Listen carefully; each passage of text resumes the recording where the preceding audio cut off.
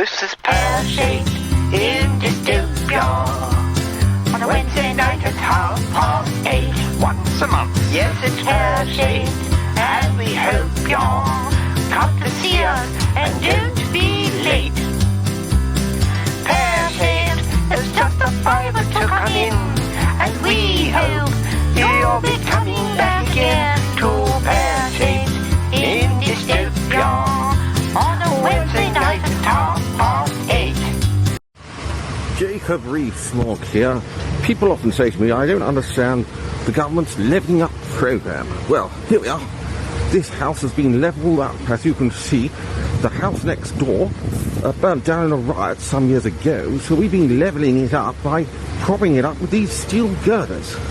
And I think you're going to agree with me that the result is excellent. That's all you need to level up. It's some steel girders, and you're away. Ladies and gentlemen, I would just like to say on behalf of the Tory party, you're all working class scum, and you don't deserve us. La, la, la, la, la, la, la, la. Did you hear that the presenter who was doing tonight's live conflicts between Fishy and that woman, Margaret Thatcher impersonator, the presenter fainted and collapsed, so they had to cancel the show. That's nice, isn't it? Yeah, it's fucking done me a favour. Well, that's given it away straight away that we're recording this on a Tuesday. Well, this is Tuesday. This is the first time ever Pear Shaped has been recorded in advance. Yeah. It's not really in advance because there was no episode last month. This was supposed to be last month's episode, but time ran away with us, and we never got round to it. And we were going to do it, but then as we run on the first Wednesday of every month, it seemed a bit peculiar to do it on the last Tuesday of the month. Yeah. So we're actually recording it on the last Tuesday. We are recording on Tuesday, the day of the fainting TV presenters. Yes, and we will be broadcasting it at some point. Yes, if the edit comes out all right. Now, this is not always guaranteed, but so far, they've all, after weeks of editing, each episode has turned out to be minutes of entertainment, hasn't it? Joyful entertainment. Yes. Yeah. Shall we introduce the rest of the I think we should, yes, we should. Staff? If you're worrying about this behind me, this is actually a self-portrait. This is exactly how I feel at the moment, and a woman. He feels like a woman. I feel like a woman. Man, I feel like a woman. Yeah, that's all right. It matches the shirt really well. Al, Hang on, Al just said something. It matches your It's shirt. an ad lib. What was that, Al? Matches the shirt really well. The yellow. Yeah. Yeah. And we Coordinated. normally have Pear Shaped up there in T-shirt form, but actually Brian's wearing it. Yeah. Even though you There can't it see is. Yeah. Yeah. So I because just thought I'd somebody's stick given something away else all up. my clothes and given them to You've got charity hundreds shops, of and T-shirts. I've got nothing to wear.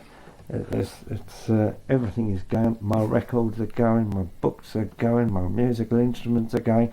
And right now, I've got fuck all to live for. I don't know what we're doing. Are we doing? Is there a reason for this? We're going to Australia. Oh right. That's something to live for. Do you know? I forgot all about It's that. something for me to live for anyway. Yeah.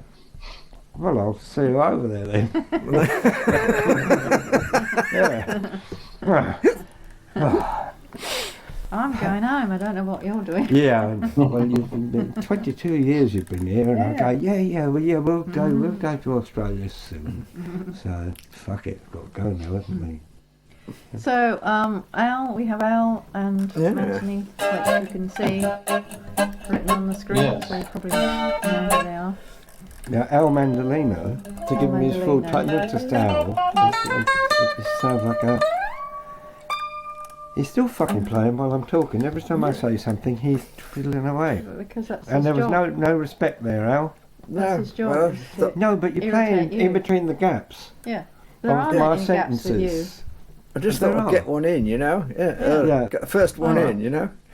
Yeah. So is this going to be our last Pear Shaped before we go to Australia? There might be one more. I think this is probably going to be it because my brain is completely and utterly addled. And August we're going to be very, very busy.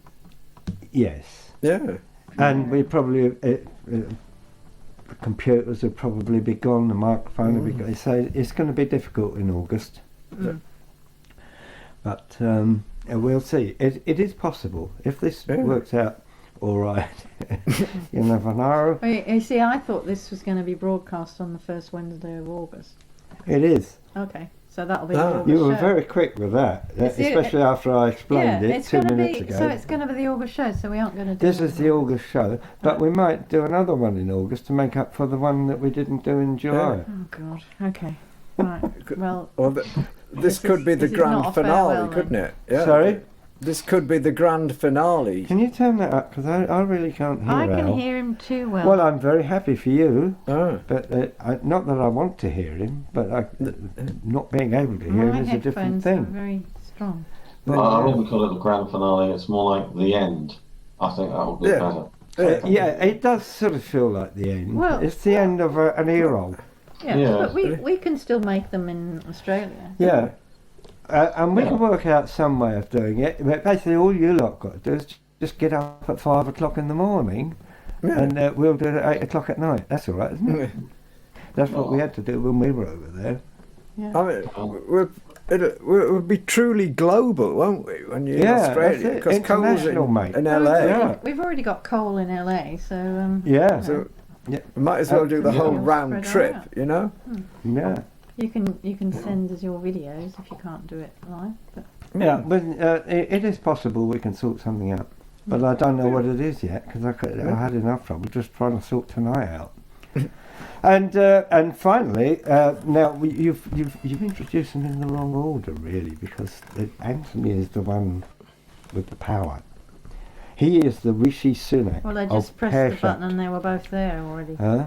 Yeah. Yeah. Well, hang on, I can take Al out and put him back in again, and then it'll be in a different order. No, it's Well, okay. I said it's- too late now, you've done it. Ladies and gentlemen, the one and only Mr. Anthony Miller, the brains behind Yes. Pear Shaped. And Well, there we are. we rely on Anthony to say intelligent things to combat the stupid things that we say. So you are Rishi Sunak and we're the Margaret Thatcher impersonators. of Well, Pear I Shaped. say pseudo-intelligent things. Yes, and I think that's disgraceful. That was good, wasn't it? Yeah. It's a lot more relaxed, isn't it? Without people actually trying to be entertained by it. Yeah, when without it goes worrying out live, about- It's a lot more stress, you know. Yeah. Without worrying because, about whether people are enjoying it or not. We think, well, fuck No. it. Doesn't matter whether they're not But, here, you know, so if they it gets can't enjoy really it. boring, you can just cut it out. You know, Yeah. so- I know. Well, we Right. won't be left with any show then. No, it's true. But, you know, you can't have everything. Yeah. No, can't So do as we've also got a couple of more guests for you who will make themselves apparent when they're that. A bit ready. later. Yes. And as we're going to live in Oz, we decided we should learn an Oz song that we wrote. Yeah. Yeah, we should learn it. So anyway, here it is.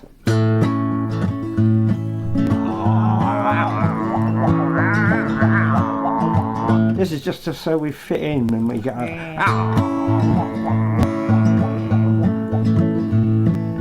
I'm a Bondi bastard, I live on Bondi Beach. Sometimes I get so plastered I lose my powers of Fucking speech.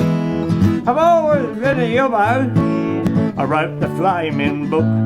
When the palms go nuts on Bondi Beach, things are fucking crook. Now the palms on now the sand on Bondi Beach is white, And the palms are 10 times wider. They like to think they're pretty bright. Fucking jellyfish are brighter. When you're full of amber nectar, Yeah, I'll get fuller than most. Bloody palm creeps up behind just like you've seen a fucking ghost. Christmas time on Bondi, to drive a bloke insane. They're like a pack of flaming great galahs out searching for a brain. And they reckon they're gonna find him in a slab of 2 his beer. When the forms go nuts on Bondi Beach, Christmas time is here.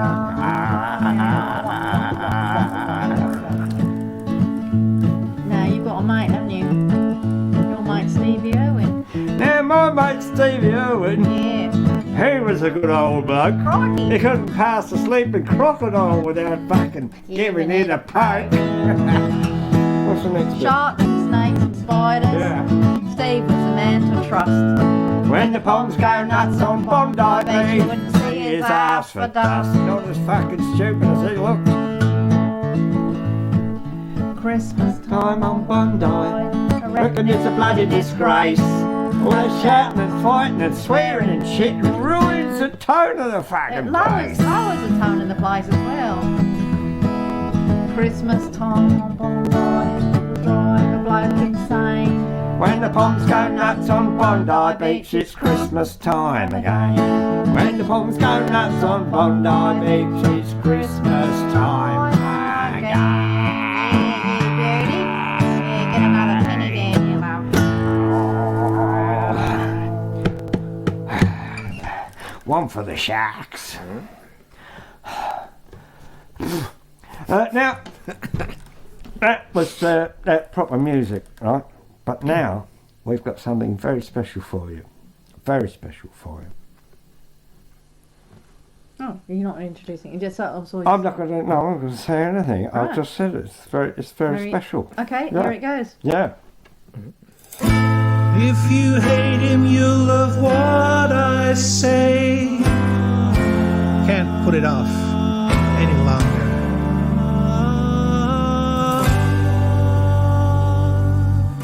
Just gotta get him to go away.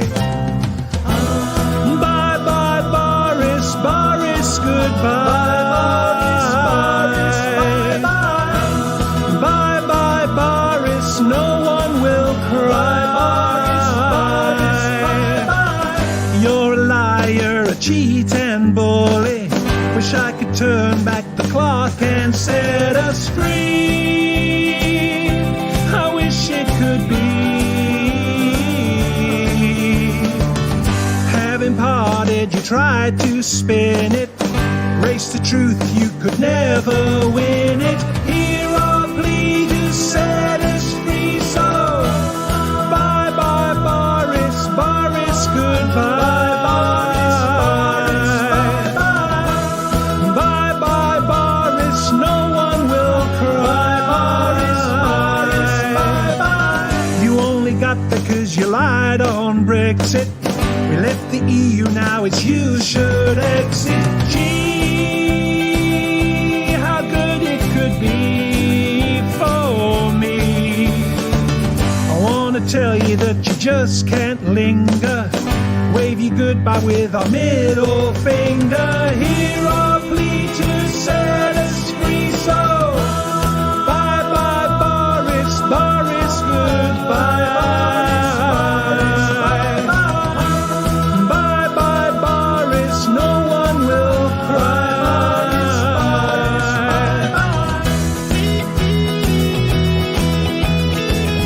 Bye, Boris, Boris, bye bye. Bye, Boris, Boris, bye bye.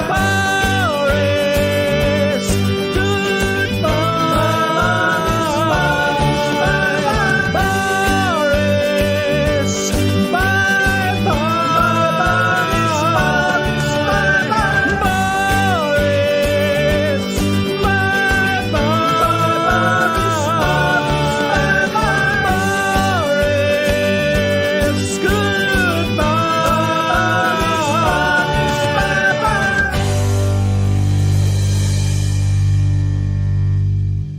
Wow. Oh, that I wonder who that was, Anthony. Wow. Sorry? Who was that? Hold on 1 second. That was Richard Williams. Richard Williams. Richard Williams, yes. He was number Yes. one in the Amazing. charts with that. He was. It's gone I hope viral. you don't get a copyright strike. Yeah. The irony with Boris is, it occurred to me the other day that he was brought down by the fact that he couldn't find enough people to stand for government roles. You know, there were 46 ministers resigned, and he just couldn't get anyone to work in the government. So rather ironically, Boris was brought down by a strike. And this is a shame, really, because a week later, his anti-scabbing legislation went through, or his pro-scabbing legislation. So really, now, you know, he could say to them, well, you've got to have a skeleton service here. You know, you can't just all resign and go on strike. You know, you got to have enough of you to run the government. You know, and he would have been all right, but he just missed the post. But it is ironic, isn't it? Talking of which, I don't know what Keir Starmer's doing because all the other barristers are on strike. I think Keir is a scam. Good. So that's a link. I'm not going to do too much because we've got a lot to get through. Although, with regard to the Conservative leadership thing going off TV, the debate. Because what's her name? Collapsed. Kate McCann. Well, this poor woman. There's this newscaster called Kate McCann. Whenever she says her name, I'm just thinking, the poor woman with her child lost, you know. So, but anyway, she was the one who collapsed. So, we have missed a Tory party leadership debate, which is terrible. But I was thinking, what could you do to replace this? And I came up with this. This is Sounds of the Sea. This is a tape made by a Norwegian seismic operator, and what they did was they basically I'll play you a bit because it's fascinating. They basically recorded a lot of sea creatures in the sea to see, because Greenpeace were complaining at the time that seismic explosions were upsetting the fish. So this is what it sounds like under the sea.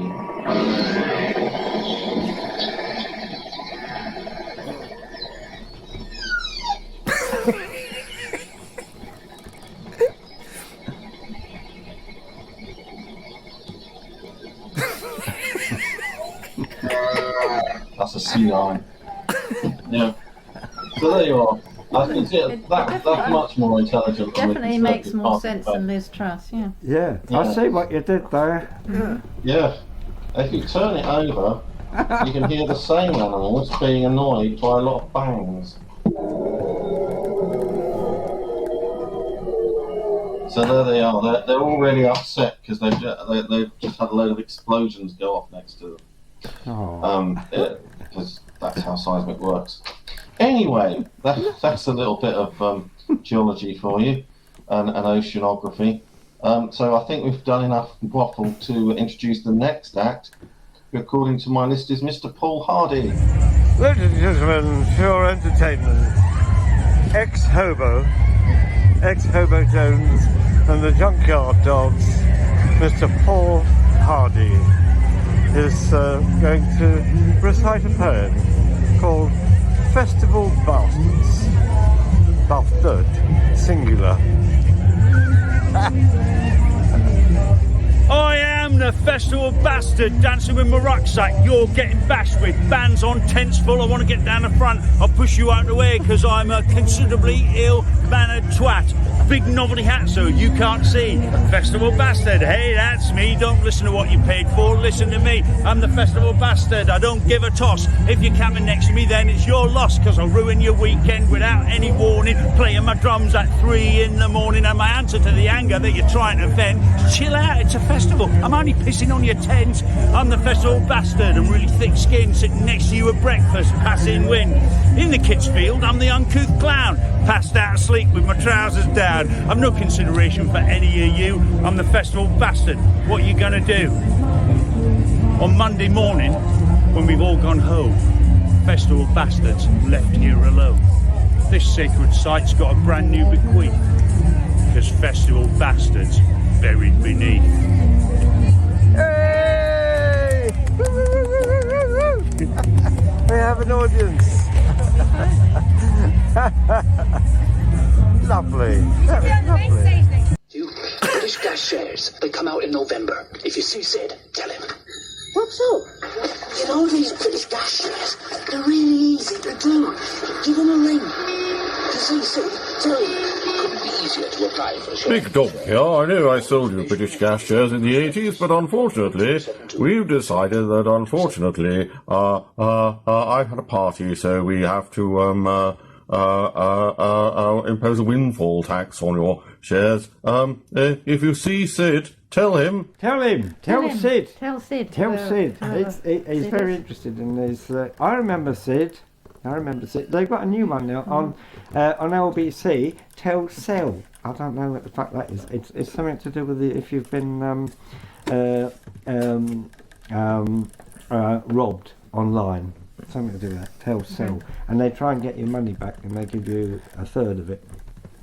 So, ladies and gentlemen, this next person is a man who has watched every single episode of Pear Shaped in Dystopia. Poor man. Yeah. So I feel He's that very ill. he deserves to be here. Ladies and gentlemen, he has commented on every single. It's driven me fucking mad for about a month. Every single episode. And here he is. I know he's going to drive you mad as well, but I reckon he deserves the opportunity to drive you mad. Well, good afternoon or good morning or wherever you are. I just wanted to say something about the English language. You know, in the English language, it's very funny. You know, I was on my way to Slough. You know, it's called Sluggy, the town next to Taplow. You know, where you do a little dance and you tap low. Yes, this about the dispute. Well, should I say a post-quarter dispute because the people don't like being known as someone from Slough. You know, so I was on the train to Slough and. It was it's spelled S01-E29, and I said, excuse me, do you know if the train is going to Slough? Because I thought I was going on the wrong train. And they said, the English lady said, oh no, I think it's going quite fast actually. No, I said, no, I don't mean a slow, I mean a sluggy, you know, S-L-O-U-G-H, sluggy. Yes, so I want to go to sluggy. I mean, what the bloody hell happened to the English language? I think it's the French. Somebody did something to the language of the silent, the G-H.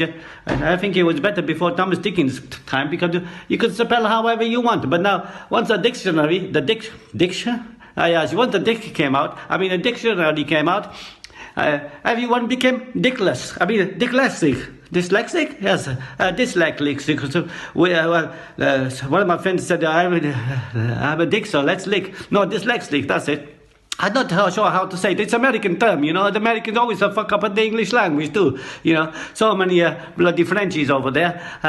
And the French fries, what did they call it French fries? I went to go and get some crisps and they look like French fries and the chips are the crisps and the crisps are the chips and it's very confusing for me, you know. I was born in England and people said to me, where are you from? I said, I'm from England, you know, I'm from England. They said, no, but where are you really from? I said, well, yes, I'm from England. They said, why are you speaking like that? I said, I speak like this for the bloody customers, for the bloody chip shop, yeah, mama, papa, why are you speaking bloody English? You're always teaching me English like this.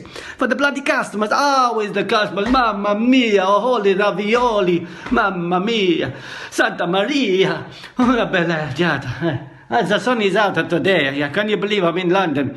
You know, all my life I remember being born when I was a little boy in London, and I used to play outside because we never had money ties those days. No iPad and not much TV, so we played the cricket and the football. And a few other games, you know, the Asian children used to play. And we were outside, and it used to be very warm in the 70s and 80s, and I was feeling hot, you know, it was very good. And then a few years it was raining, and then people, all the English started complaining, the miserable, it's always bloody cold, it's always bloody cold. There's no sunshine in this country, it's always bloody cold. You know, they're always a morning, and then one day sun comes out, and they say, oh, it must be global warming. I never remembered it being this hot. Oh my God, Mama Maria, Santa Maria, what the fuck is wrong with you? It's not global warming. You only been on the bloody planet 30, 40, fucking 50 years, and now you're complaining about, you know, Global warming, my God. How old are you? Global warming. And now you want to sit in front of the bloody PS5, a computer, and just play on the bloody games. Well, we used to play cricket and football outside. Anyway, the phone is shaking because it's very hard to do a video with yourself on it. But anyway, that's all for the show. I will come back one day to tell you something about the English, about the Chinese language. Chinese language is not a very good language. I get mixed up with Mandarin because I want to eat Mandarin, but you can speak Mandarin. And how you bloody speak Mandarin when you are eating Mandarin at the same time? Anyway, that's all for now.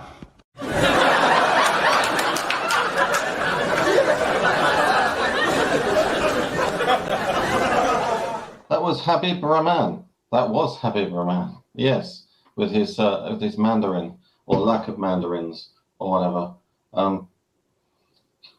Which reminds me of apple flavored ham. I mean, why? It's a complete failure. I mean, who is it aimed at? It's going to fail with people who like apples, and it's going to fail with people who like ham. There is no middle ground that it can occupy. It's just completely wrong on so many different levels that I can't really explain them. It's like people who go on about virtue signaling. Oh God, it's people always saying, "Oh, virtue signal. Oh, you're virtue signaling." I think it's terribly sad because I mean, people who complain about virtue signaling, I think they're probably quite virtuous themselves, and it's a shame really that they hide that under a bushel. Right, so that'll do for a link. I think we'll push on, and the next act is Mr. Al Mandolino. It's time Mr. for Al a tune. Mandolino with his mandolin. Right, time for a tune, yes. This week, new artwork notice, yeah. Leonard's car park. Say hello, Leonard. Hi, folks. Leonard, we've moved on because we've missed a month. We missed June, didn't we? And we've nearly missed July. Let Leonard go on there, yeah. So, we've got new artwork back here. This is Bob. Iconic picture of Bob. And I painted this a couple of years ago because the guy who did this originally, Larry Smart, I found out he used to live down the road, like a mile from here. Wow, yeah. And he did this wonderful picture of Bob back in the day, and it's a fantastic picture. And it got me back into painting this picture. It's really good, yeah. But apparently it's copyrighted. So we're actually breaking the law broadcasting this image now, which I love. Because how are you supposed to learn about art if you can't copy things, So and I love this picture. Yeah, notice it's the same palette as I used on Leonard's car park. You're allowed it as critical purposes. Which is what we're doing now. Thank you, yes. Anthony. Yes, we're critical, aren't we, Leonard? Yes, very critical, folks. See, same palette. So there we are. Critical. I like that interaction there, Anthony. Yes, critical purposes. Yes. This is a great. So, talking of critical purposes, everybody goes to Edinburgh in August, so I'm going to do a tune all for the people going to Edinburgh, for the whole of the London comedy scene going to Edinburgh. This is a tune called The Flowers of Edinburgh. Yes, so here we go.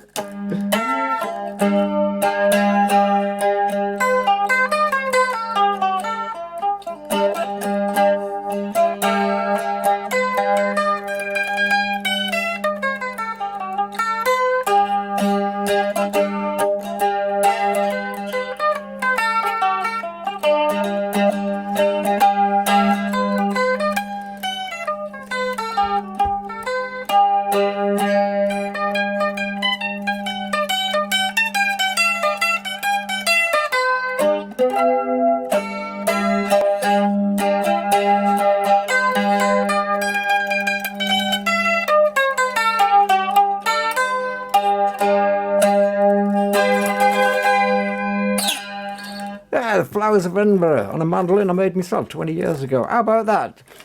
Marvellous. Bravo, bloody good show. Yeah. I was going to do it twice over, but I didn't make a mistake, so I thought, don't push it, you know, since it's the final gala episode, you know. Well, I think you peaked there. Yeah. Go out with a bang, eh? Ladies and gentlemen, the marvellous music of Al Mandolino. I've always been his biggest fan. That's why we get on so well. Yeah, by way of compensation for that last item. I'm sad and I'm blue. I'm lonely for you. Oh, what can I do? I'm sad and I'm blue. I'm following you, though you haven't a clue. I'm right behind you, sticking like glue. Whenever I call, you're having a ball. That's what they always say. I'm picturing you with somebody new, dancing the night away. Get away from my door. I love you. You're becoming our bore. That's because I love you. I'm well aware that you're always there. I'm always there for you. Get up off your knees, or I'll call the police. Woo, uniform. I'm not under your spell. Yes, you are. You'll end up in a cell. Hopefully with you, my little vixen. Whenever you call, I'll hide in the hall until you've gone away. I can never go out. You're always about, limping along the lane. But I'm limping for you. What can I do? Look, I don't want to talk. Yes, you do. To someone who stalks. But we fit like a glove. I'm so much in love with those icy eyes of blue. They're green. Your permanent hair, petrified stare, and you match my underpants too. You're being absurd. That's because I love you. You've not heard a word. I hear everything. I want nothing to do Yes, you do. with somebody like you.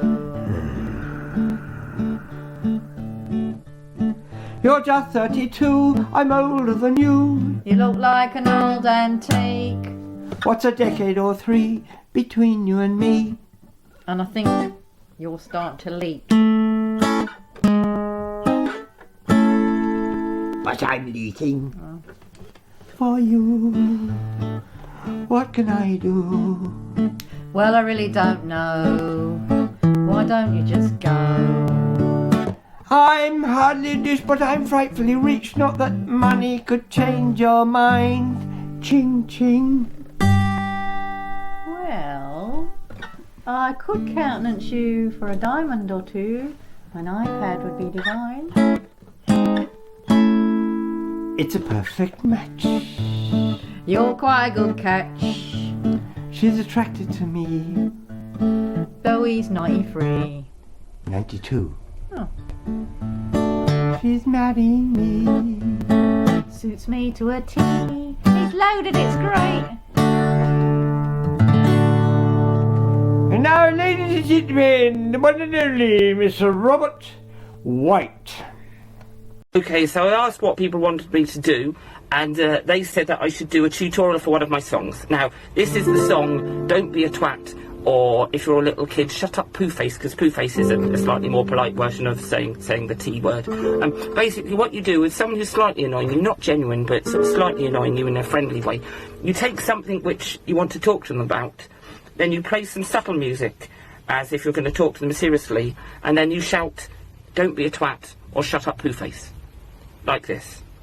Look, Dave, I know you like the biscuits and you like the cakes, but there's lots of people in the house, particularly at this time, and the thing you've got to recognise, Dave, is that we've got to have stuff go around for everyone, so remember this in future.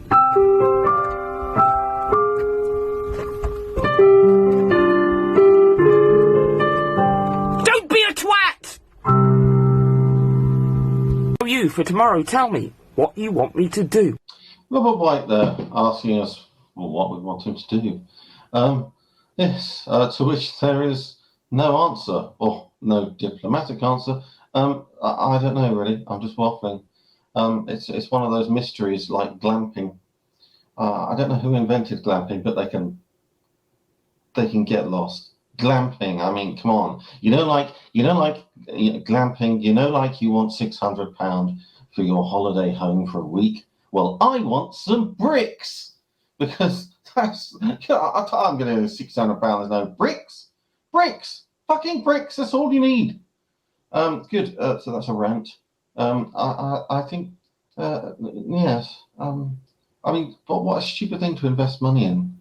It's like, I was going to invest my money in Donald Trump's next presidential campaign, actually, but I read the small print and it said capital at risk. Good, that's a joke. Never mind. We'll push on because that's what I'm here for. So can we have some love and appreciation for the next act, the wonderful Elise Harris. Hello.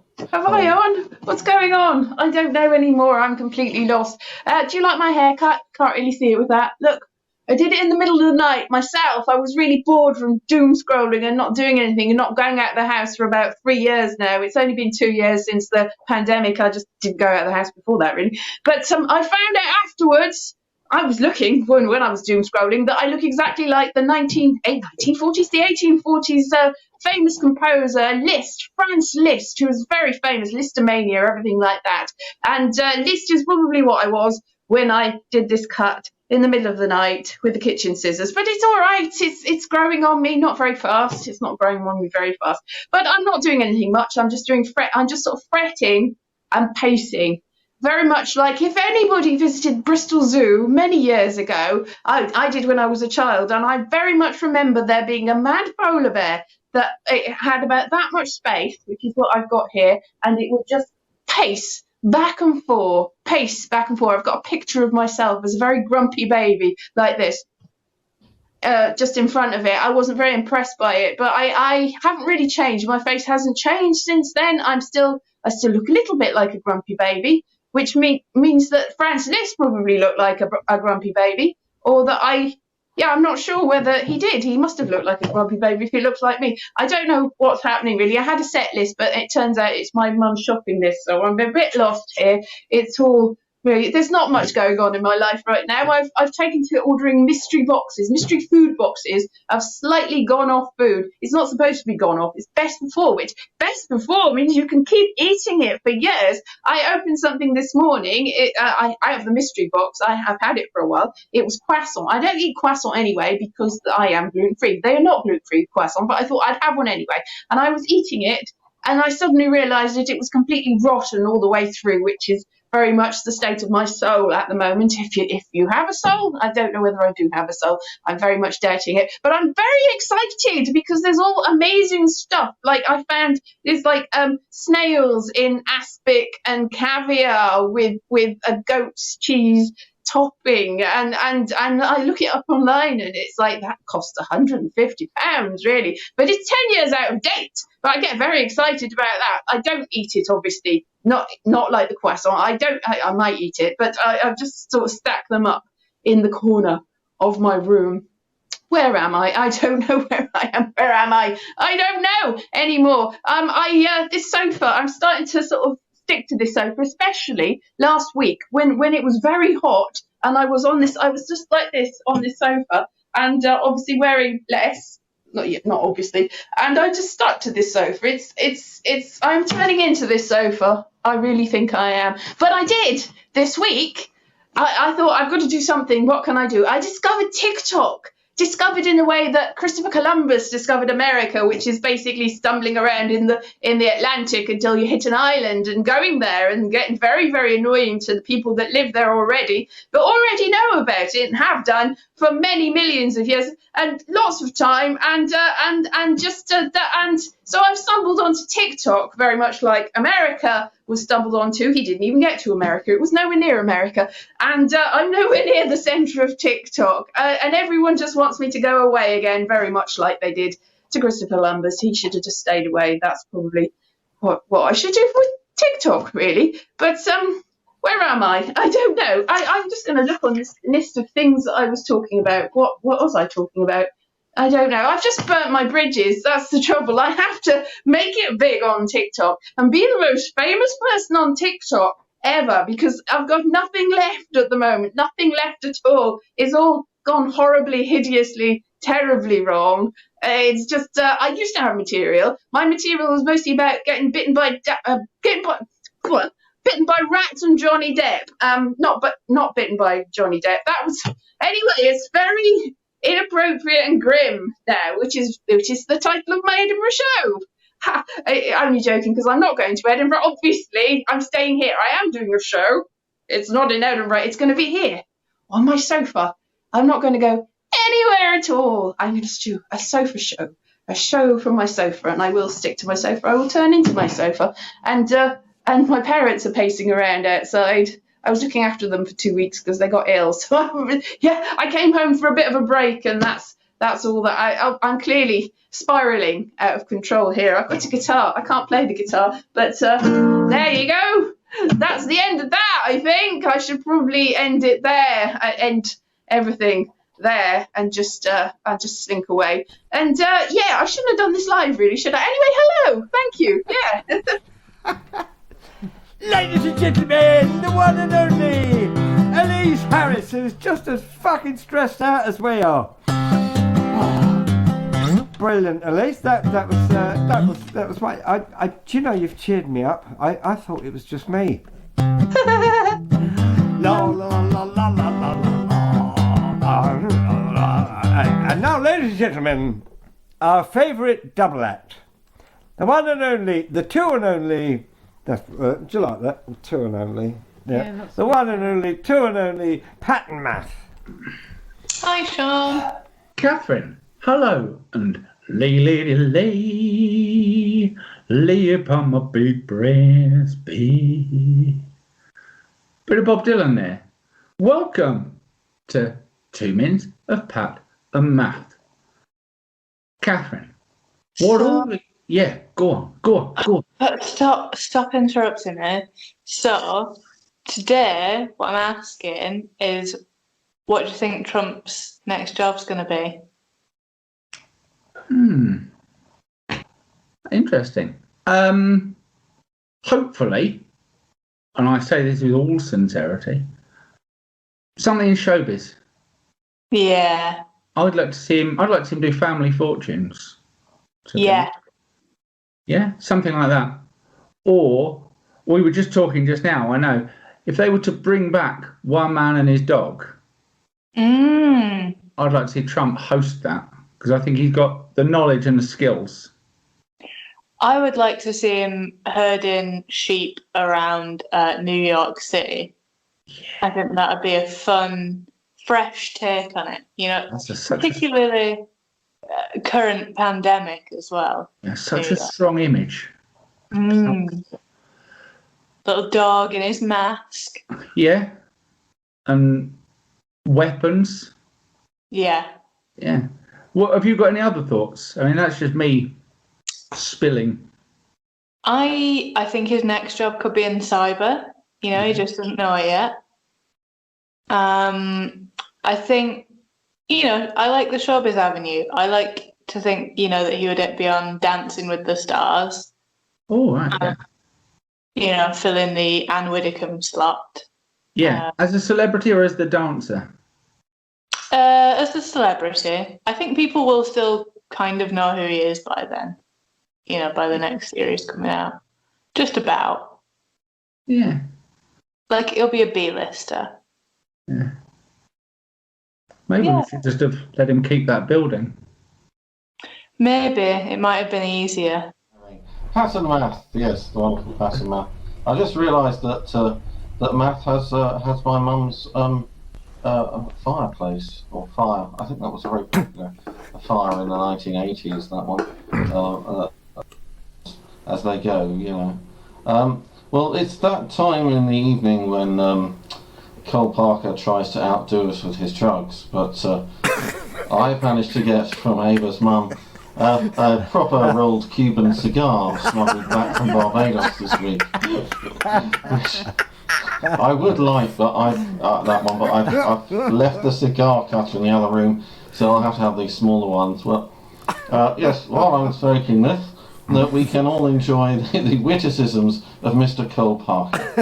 Mr. Cole. Hello, this is Cole Parker reporting live from the Armageddon here in Los Angeles, United States of America. Car. Yes, that's where I am. Yeah, it's all going to shit. Still, like, nothing's improved. It's all still bad. It's all still people being shot every week, going to school or going to the supermarket or whatever the fuck. And also, we've got monkeypox now, which is always fun, isn't it? Monkeypox, because it's a new disease, we've got people with opinions, don't we? Yes, because apparently someone fucked a monkey and now we've got monkeypox. Such a lazy way of explaining something's existence, isn't it? Just introducing sex into the equation. Someone fucked a monkey and now monkeypox is here. No, that's not how it happened. It really isn't. I heard the same shit back in the 80s when AIDS was getting popular. Remember that? Someone fucked a chimpanzee and now we've all got HIV. HIV is here because someone fucked a chimpanzee. No one fucked one of the great apes, okay? No one did. Because for a start, they're not going to be into it. I'm no naturalist, but I'm pretty sure that if a human being was to sexually force himself onto one of the other great apes, I think the most likely outcome would be that chimpanzee would pull your arms and legs out of their sockets and cave your fucking skull in. I think it's beyond optimistic to think the animal might slip into some lingerie and put on a Barry White album for you. It's not going to happen. No one fucked a monkey, all right? And of course, there's Brian and Krysstal leaving the United Kingdom to go and live in Australia. But that's not really right, though, is it? They're not leaving. They're not emigrating. Apparently, after their performance on Britain's Got Talent, the Home Office phoned them and told them they had to go. Seriously, they're emigrating because they've had their citizenship renounced compulsorily by the Home Office. Yeah, they've got to go as far away from the UK as possible. That's why they're going to Australia. As soon as there's a base built on the moon, they're going to move them fucking there. Yeah, seriously. After Wednesday of this week, it's illegal for Brian to play his guitar anywhere within the United Kingdom, within the British Isles, or within 200 miles of Her Majesty's sovereign waters. Telling you, you can get like serious fucking clink for that. And after, we saw what happened, it's fair enough, isn't it? But, at the end of the day, why the fuck not? Why not start somewhere else, different place, eh? I'm thinking about it. I'm thinking about leaving Los Angeles pretty soon.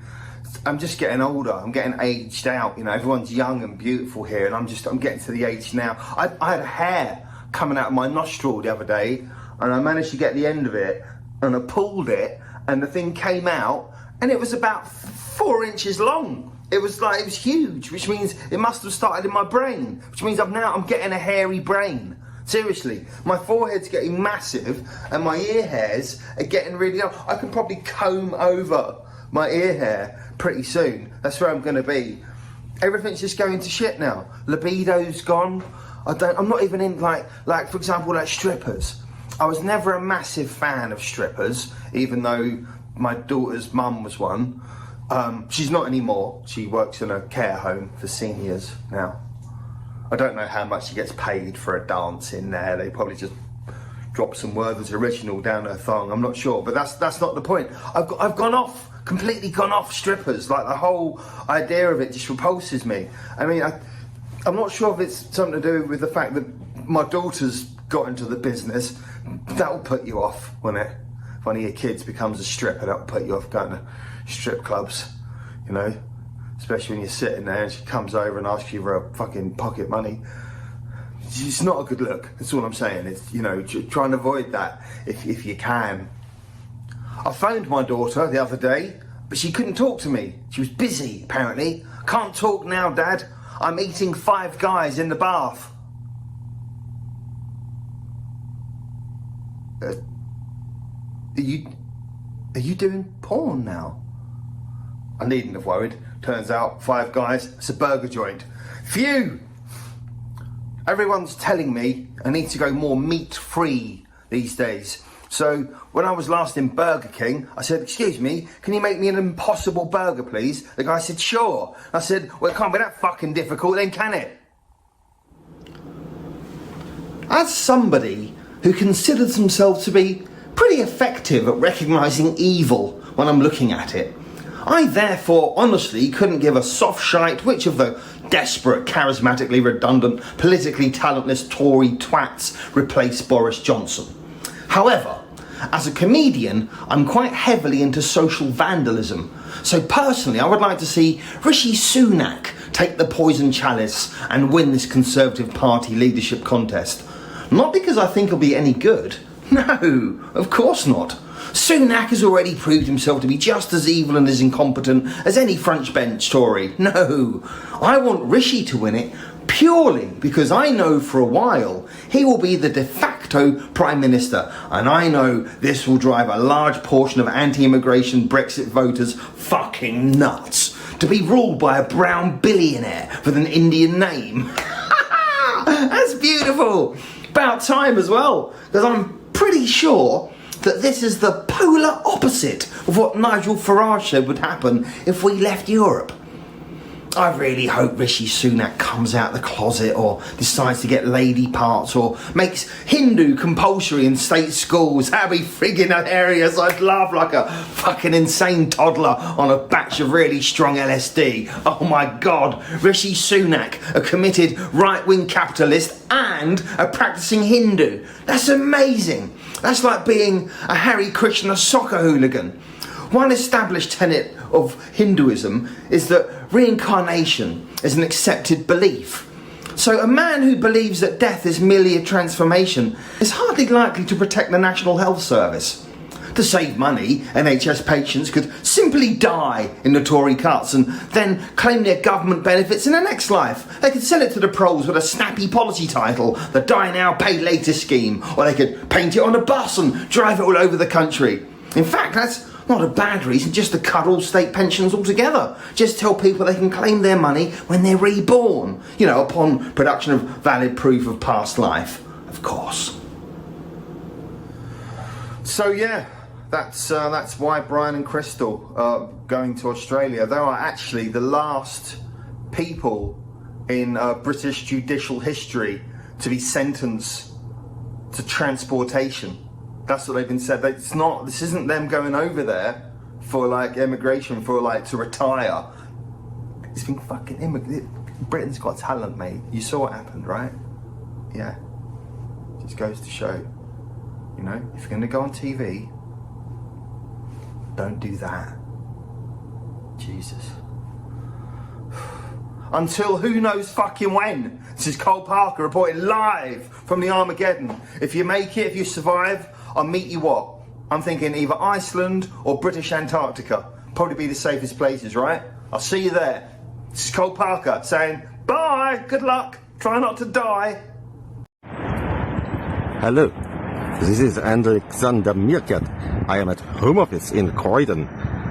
ITV have not let me back on television, so I am here at home office because Priti Patel has offered me nice holiday in Rwanda. Rwanda is a great country. President has been in power for 22 years and average age of citizen is 19. And it is a great country with subsistence agriculture of bananas and also sweet potato and I am going because Priti has been very nice and Priti says that I have a free holiday to Rwanda whether I like it or not. And actually, I like it, so thank you Priti Patel for sending me to Rwanda. Thank you, Priti. I'm a walking in the rain, tears are falling and I feel the pain, wishing you were here by me, to end this misery in Rwanda. Wah, wah, wah, wah, wah. Wah, wah, wah, wah, wah. Anyway, to Rwanda. She was hey,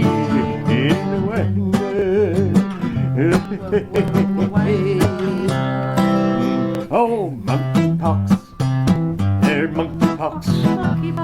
Oh, monkeypox.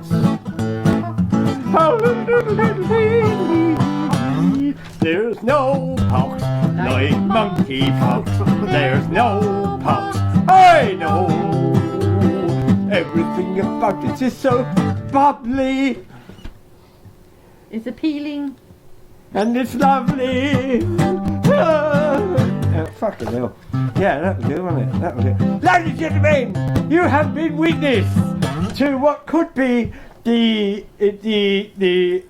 ultimate pear-shaped in dystopia, or the penultimate pear-shaped in dystopia. In which case, if it is the penultimate pear-shaped in dystopia, it will probably next arrive by post from Australia. Australia, Australia. I love national anthems. God save our gracious Queen. Oh, fuck the English. They're all fucking cunts. Fuck the. I love national anthems, the way they bring people together. La la la la la la la la la. Oh, sing a fucking Irish song, you cunt. All right, yeah, all right, yeah. Ooh, sing an English song, will you? I know it's fucking St. Patrick's Day. Sing a fucking English song, will you? Yeah, all right, yeah. Name one. He's suffering from post-traumatic stress disorder. Yeah. It's not just you, Elise. I know how you feel. You're supposed to be doing the roll call. Ladies and gentlemen, the very first act you saw this evening was... Hurry up, too late. Well, it was a video from Mr. Miller. From Mr. Miller, yes, Mr. Miller, who is not only in real life but hilarious, he's also in Videoland. Yes. Just as hilarious. Yes.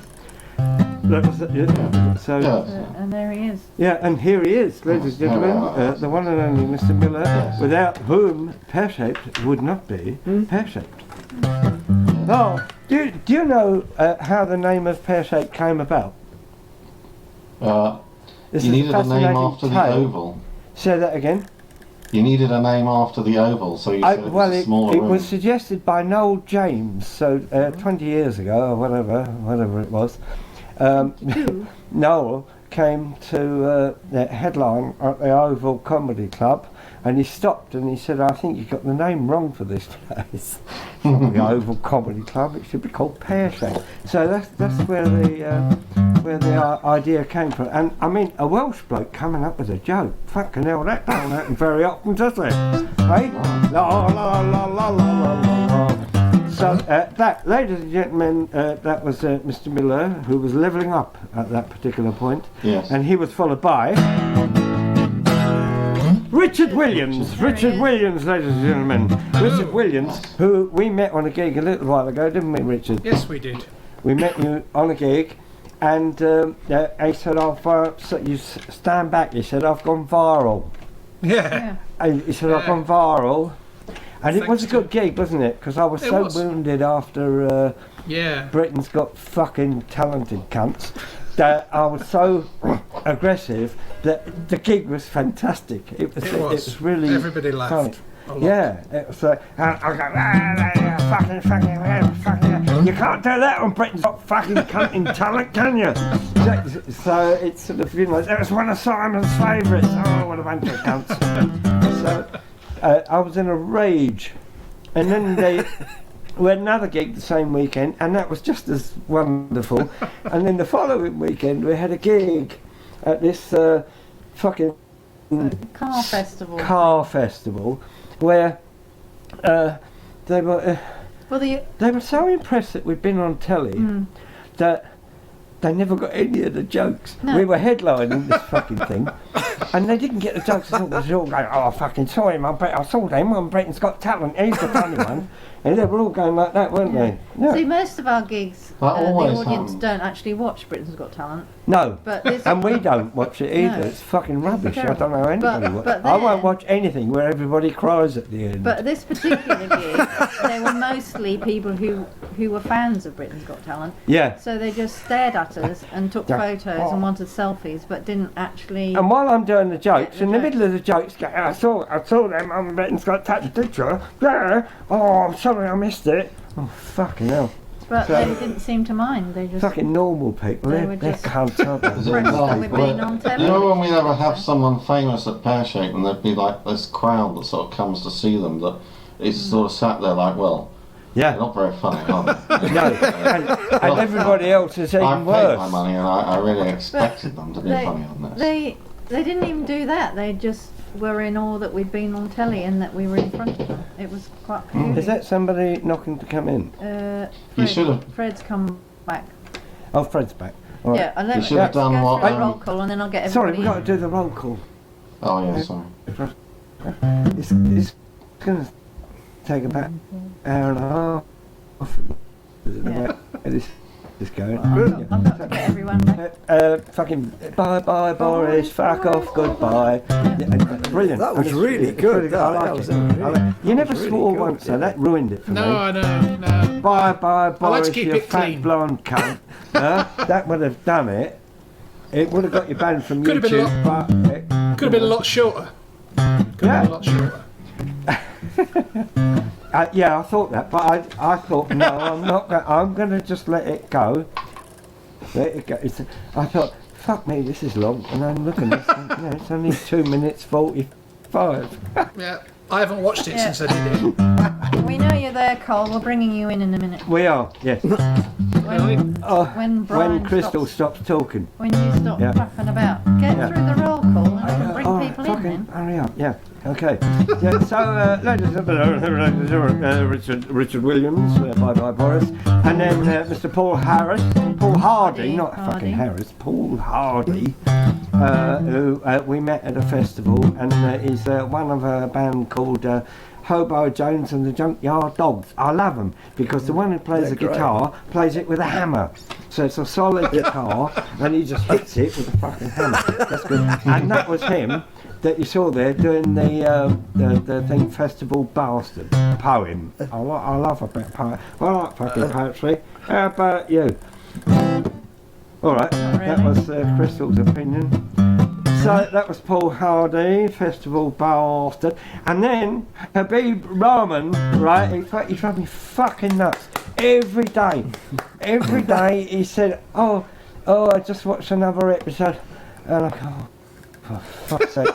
And he thought they were all brilliant. I haven't spoken. I would have invited him along tonight, but I think he uses about 20 different names, and I couldn't find him on Facebook, so I had to give up. I gave up, and you know, but we all know about fucking Italians now, don't we? After that, so I feel I've learned a lot. So, and then we had the one and only Mr. Al Mandolino, ladies and gentlemen. Al Mandolino. There you are. Fantastic. See, that's how you play at the end of sentences. Fucking 15 years we've been doing this. You never finish a sentence. though. I Just go finish. on and on. I finish this sentence whenever I can. Whenever there's not a mandolin playing, I'll finish my sentence. I'm just getting when I can. I know. Exactly. I'm just a bully. Al, just think of me as your own personal version of Donald Trump. Don't worry, I'll look after you. Well, we established that 15 years ago, didn't we? Yeah. You know, you said. I did you say know, I was never going to say anything nice to you. Yeah. Yeah, you said, and you said, "Are you okay with that?" Do you get it? Well, also when Harriet Bowden used to co-compare with me at one point before I met you. Yeah, I know. And so we used to do it, and every now and then she go, "You just insulted me." I said, "I'm supposed to fucking insult you. That's what we do."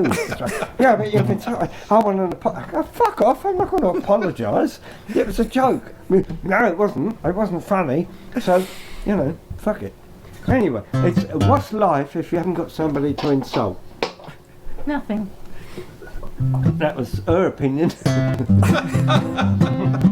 No, Al Mandolino, we got as far as Al Mandolino, then Robert White, don't be a twat. Yeah.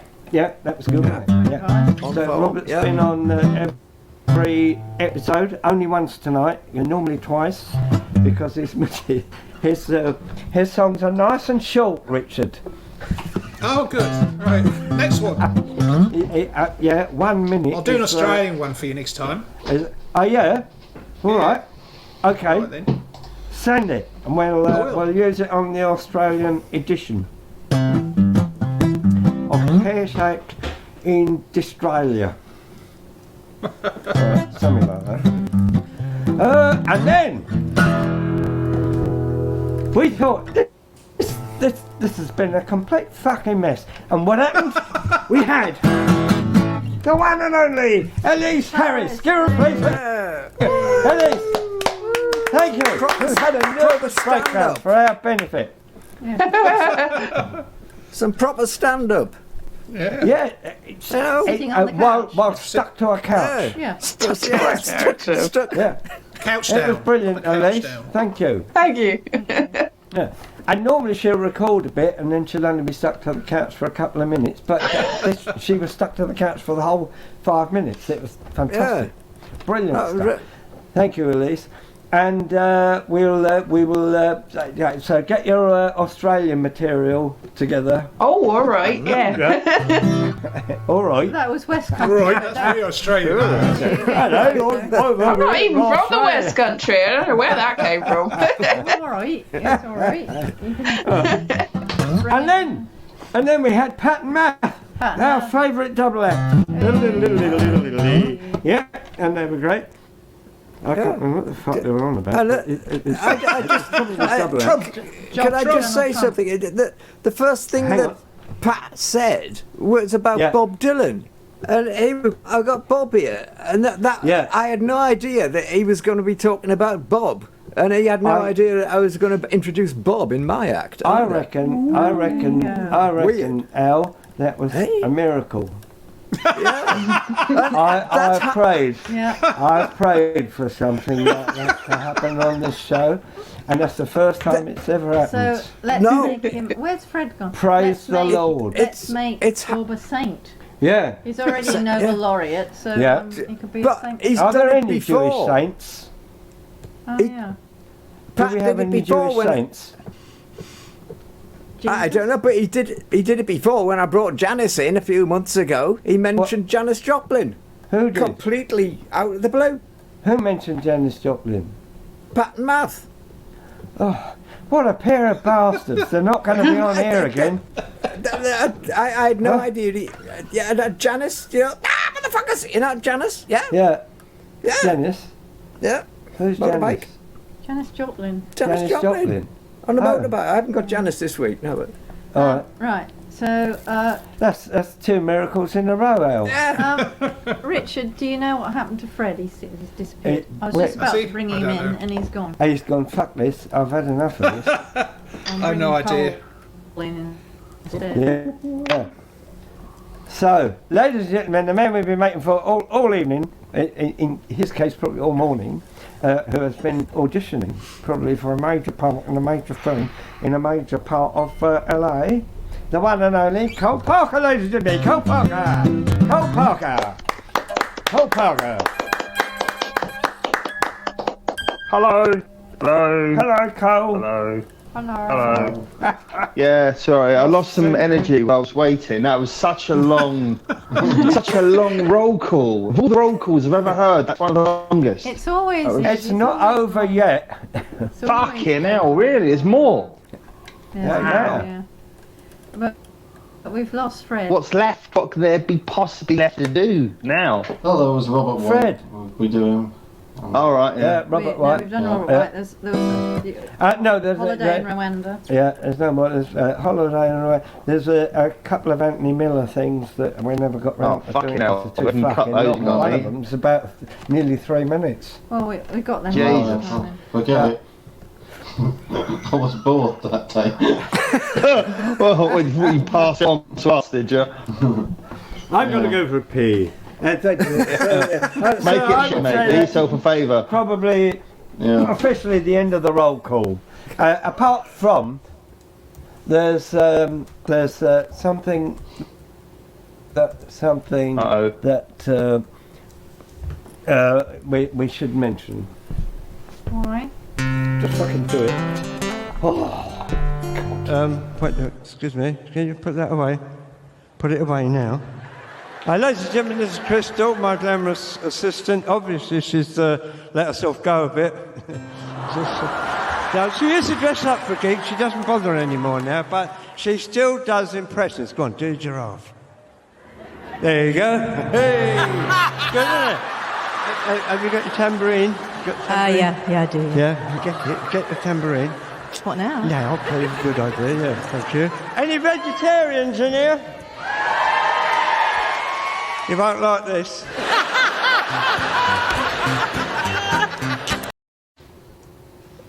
Brilliant. Fantastic. Where's he gone? He's gone to the small room. Does it have that effect on him There's Fred. Hey. Hello. You missed it, Fred. You missed Britain's Got Talent. I saw it first time. That was more than enough.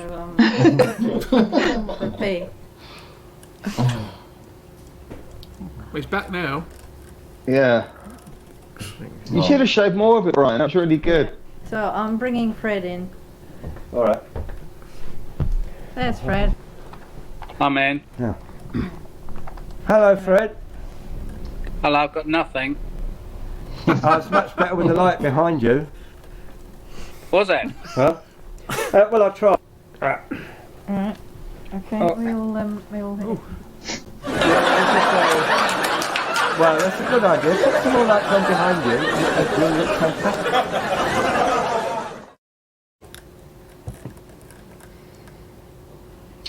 Well, I drove back really fast for this.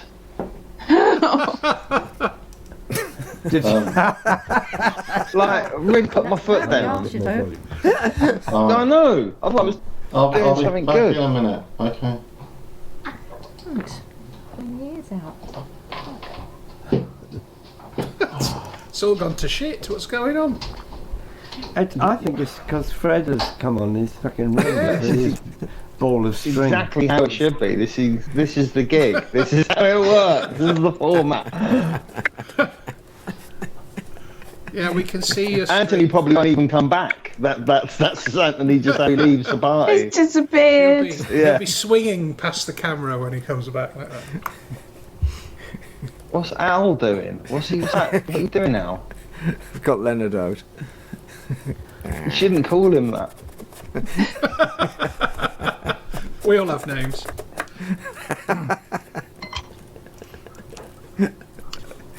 Oh, look what the host's doing. The host has just abandoned us for the last 3 minutes. You're doing a jigsaw or something. We're trying as hard as we can to hear what's going on. I can hear it loud. You're fucking my ears.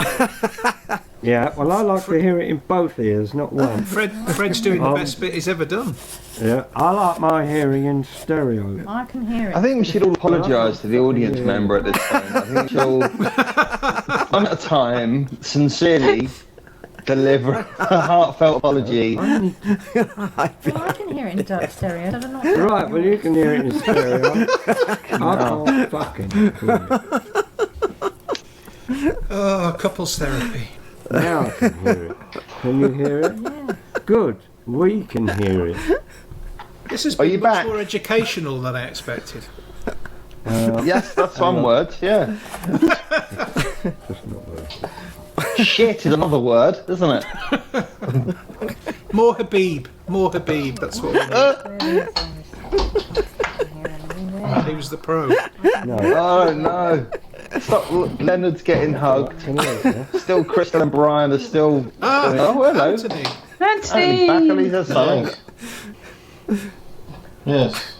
Hello, darling. How have you been?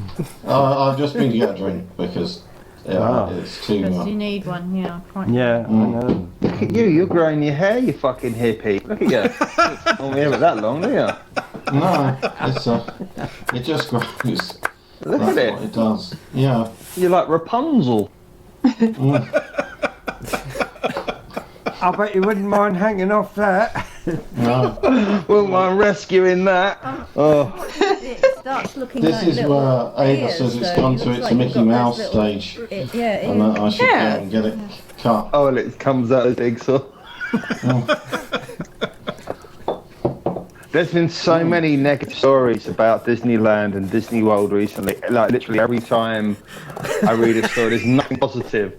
There's been like 2 kids eaten by alligators in the past 5 years. Oh my goodness. How does that even happen? Yeah, the happiest place on earth. Yeah, they've got their own. they They've have got their own guns publication called Inside the Magic, and so they quote those words after every headline. So blah blah blah blah happened inside the magic, and there was a headline: Disney cast member inappropriately touched inside the magic. It's a small Anyway. world after all. Exactly. Hey. Are you back now, you guys? Sort of. Sound all Moving good. away. I'm back and forth. It's like that awkward bit in Countdown you get before the commercial break, where they've got time to fill but nothing to say. It's like that. Oh, I was going to say, you Go know, on. you said you had all that old recording and you couldn't restore it, a Pear Shaped, because you don't still have that disc, because I have got some digital forensic software on this computer. I might be able to rescue something. If it's And play it instead of this. You can see how these things are bad now. You want to go back in the day. I tell you. Recreate. Yeah, if you think this is shit, whew. Oh, You have to put the God, output. strap in. Brian had a load of it on a DVD, on a hard drive, and Dodd came along and said no.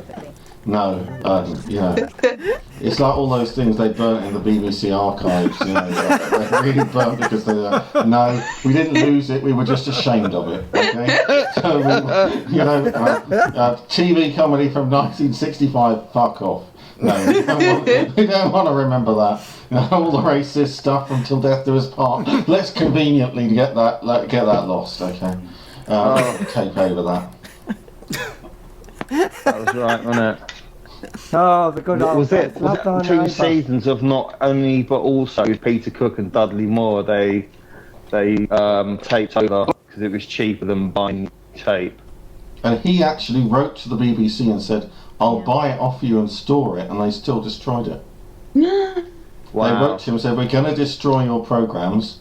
And he said, well, I'll pay for the warehouse and that. And they said, no, you can't do that. It's because we're a nationalised corporation and we have a policy, so we have to burn them.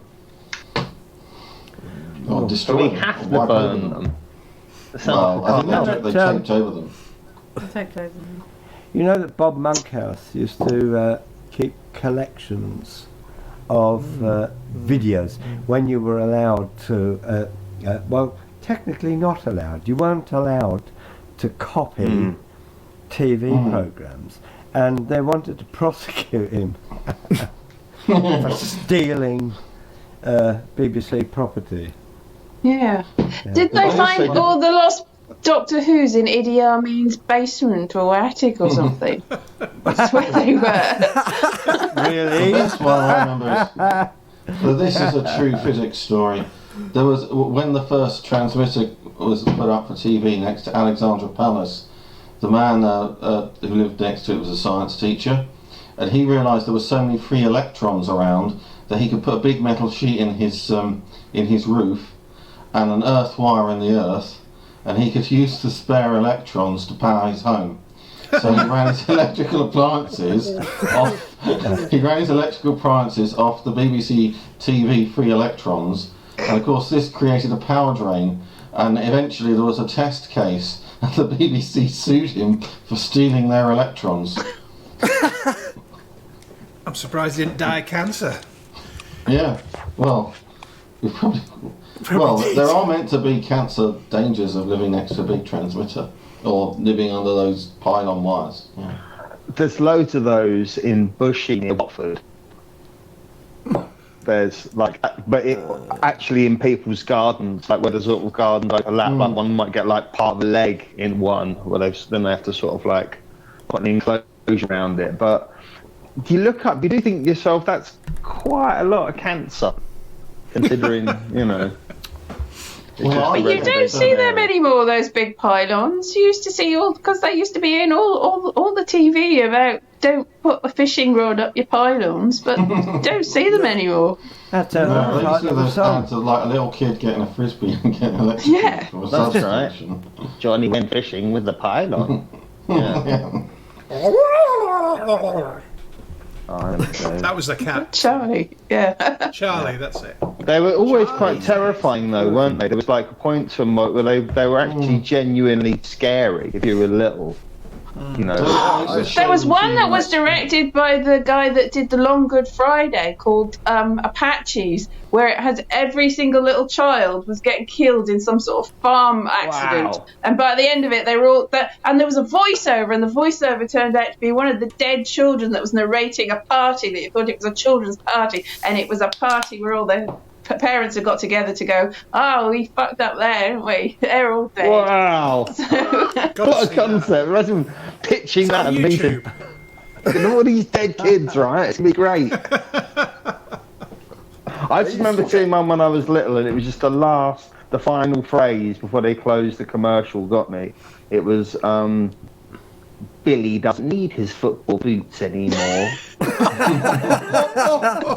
It's the most sinister thing I've heard ever. They used to show you these things in primary school as well. I remember one about horrific train accidents, you know. It was and they got a proper projector and everything to scare us to death, you know. It wasn't none of this tiny television in the corner business. But it was nice, we saw a film. Yeah. The only time my school, because it used to be that you could get there were those big reel before videos. This is 100 years ago. Big reels of film, and they got one for my school, and they played it. We were all 7 years old, and it turned out to be something called the Hot Rock that had swearing and sex and all sorts. We were all like, they got it by mistake. Because it had a different name, and they got the wrong name. Yeah, they watched it to the end. It wasn't until some kids complained to their parents, and I was like, nah, it's fine. And they were all like, no, my mum said you mustn't say bastard. I'm like, no, it's fine. It just means that a child that hasn't got a dad. Yeah. Anyway. Were any of the teachers in this film? No, unfortunately not, no. I think it was Zero Mostel. I remember him in black and white. Someone's got beer. So, is there anyone still watching this? Is it still live? Have we got like audience? It's not live tonight. It's recorded tonight. It's not being I see. Yeah. I think that's why Brian's new plan. That's why there's a different it's not a vibe plan. tonight. It's not a plan. I couldn't remember how to make it live. Well, we've been through it live before and then discovered that it wasn't. Oh no! Yeah, I know, and there's something to do with Facebook. I've been on Facebook since it was fucking invented, and they keep changing it. So, and now there's a massive shite that you have to plough through all different departments to go, oh, what's that? Fucking hell. So, and it's something to do with me getting old. I don't care anymore. Don't care, do I? You don't care, do you? No. What are you going to do in Australia, Brian? What? Huh? Are you guys going to be like gigging around the country and that kind of stuff? A bit of it. We'll do some festivals. Yeah. And we might put another band together, so we can do some music festivals. I might become an artist. Krysstal's going to do some acting. Cool. And yeah, is that right? Does that Something end like up? that, yeah. Yeah. Where are you going to be in Australia? Around Sydney, somewhere near Sydney, slightly north of Sydney, I think. So, You're going to go out and visit Anthony? You know, it's quite a big gay scene out in northern Sydney. I don't think I'll fit in. Although I have been wearing this shirt so long. I've been wearing this shirt so long, it's now the asexual pride flag, apparently.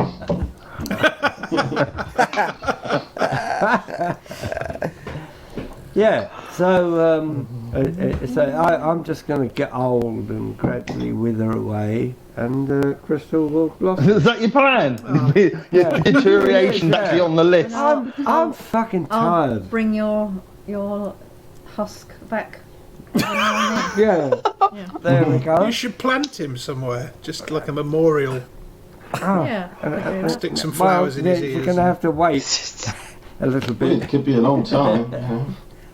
My parents are 85 now, and they're like, "Yeah, you're going to go first." Yeah, but no, you're gonna But it's really sad because like all their contemporaries have died off, so their life is now like Last of Summer Wine. They exist going around cafes and things, talking to young people because there's no old people left.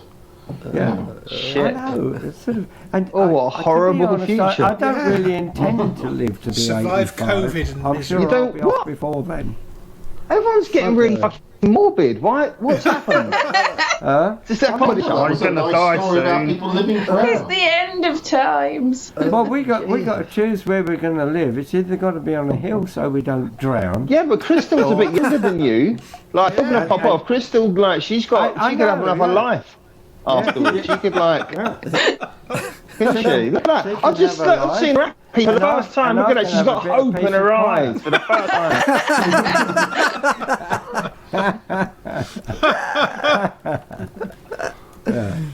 No, it's all right. It'll be fun. I'm looking forward to death. When's your next gig? I just want a bit of fucking peace and quiet. It'll save me having to wear these headphones. My noise reducing He said, headphones. when's your next gig? Yeah. When is it? Yeah, I've been dying. Oh, that's nice. No. Well, it's better than suggesting your actual death, isn't it? It's, you know. It's in a couple of weeks' time. There you go. I always remember that thing, something to do with Jesus Christ, and something to do with Monty Python or something. And they said, well, you know, stand-up comedians die every night of the fucking week. You know, he only did it once.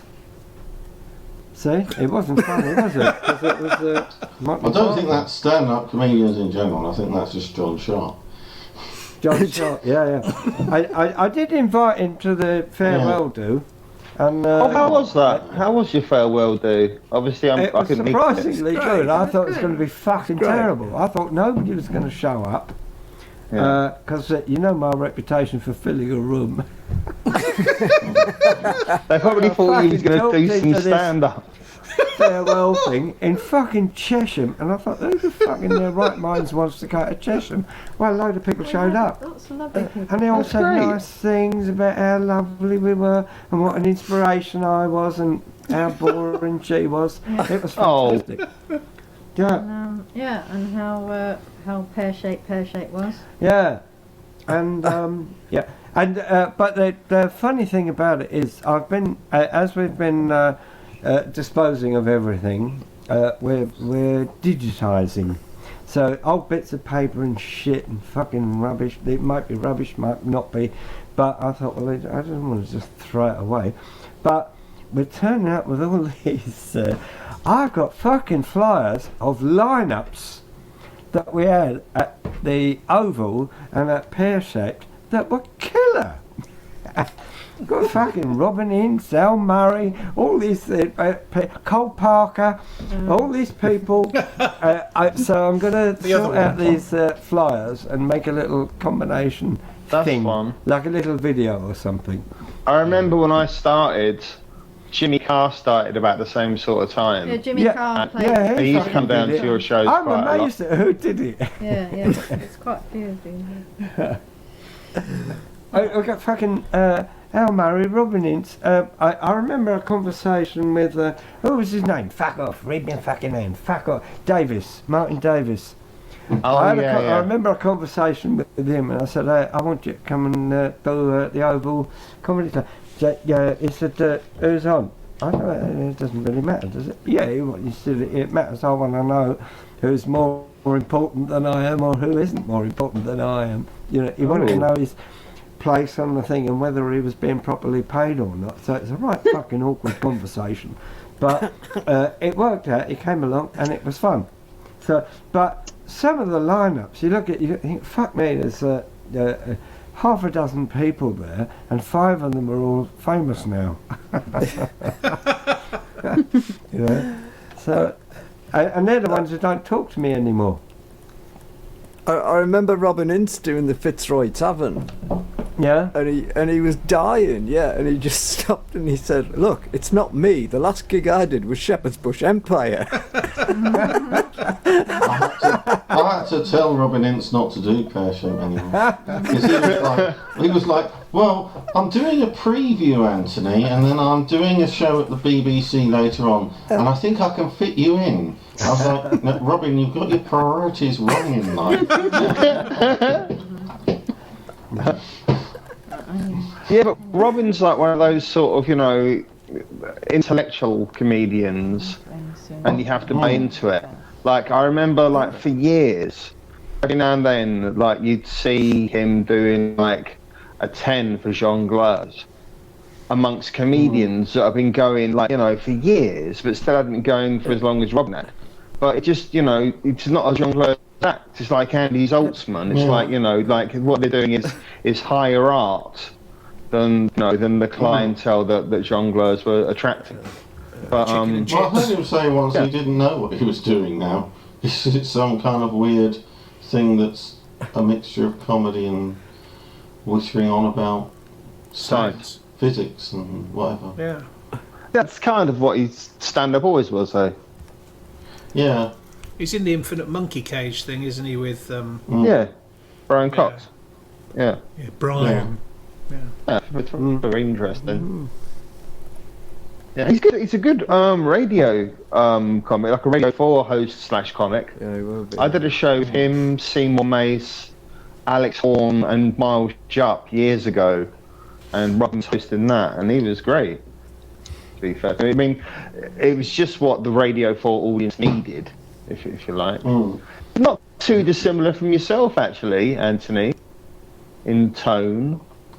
I don't think I'm the Radio 4 tone. I think. Now you're telling I say tone, I'm being generous, obviously. Well, yeah. Well, I'm a bit more Radio 4 on this than I used to be on stage. Like, I don't say cunt all the time on here. Yeah, but you I thought Becky Fury had cornered that, so... Yeah, but you do tend to stick to one octave, don't you?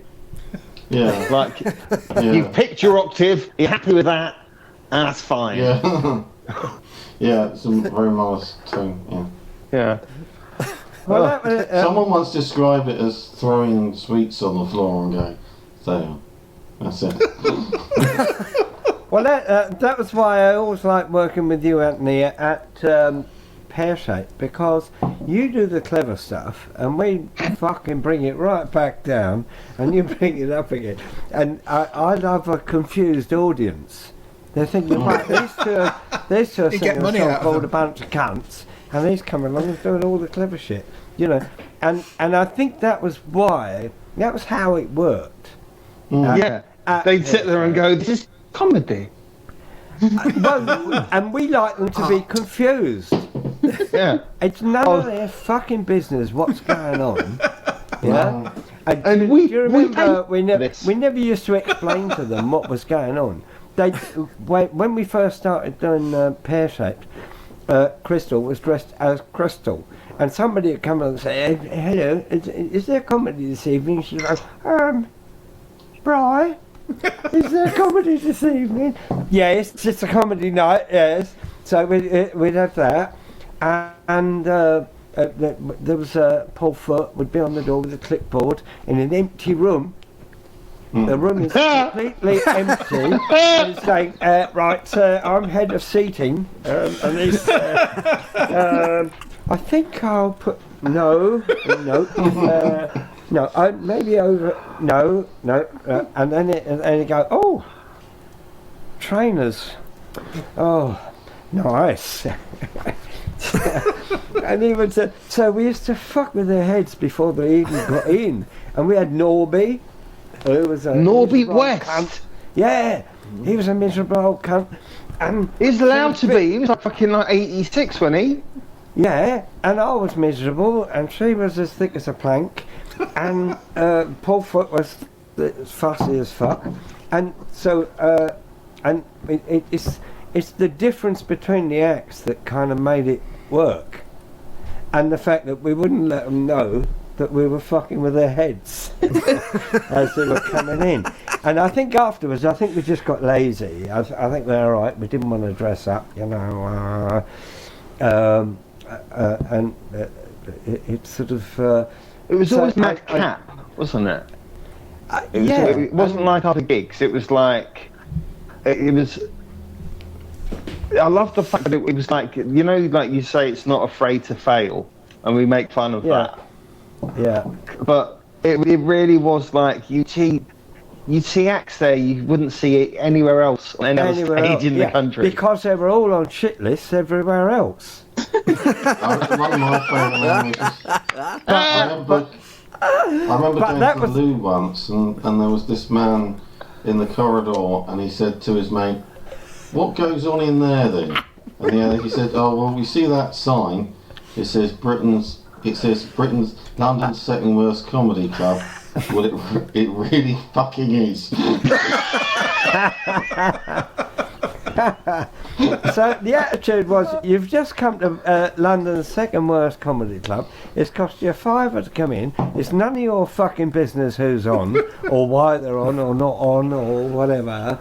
And if you've got any complaints, take your £5 back, fuck off, and let us enjoy the evening. So it was for the acts, not for the audience. If they're a nice audience, yes. If they're not, they can take their money and fuck off. And the evening lifted straight away. So because there was little or no money involved, we used to spend ages working out how to share fucking 15 quid by 7 of us. So if you're not going to have fun, what's the point? And we had plenty of acts that come and go, oh, this is a weird crowd. Oh, I was playing to 200 people last night. I go, fucking tell them a joke, will you? For fuck's sake, instead of moaning. And, It's true, though. I tell you what, it's like, if you were an established act, but for whatever personal masochistic reason, felt like dropping Pear Shaped every now and then. Yeah. Right, that's a real test of your mettle. Because, you can walk out on stage, like at the Glee Club, in front of like 400 people, and all the bill's strong, and the crowd's nice, and you have a great show. And when it's easy, it's fucking easy. But like, you walk out on stage in front of like 7 people who are dotted around a room, all looking resentful. With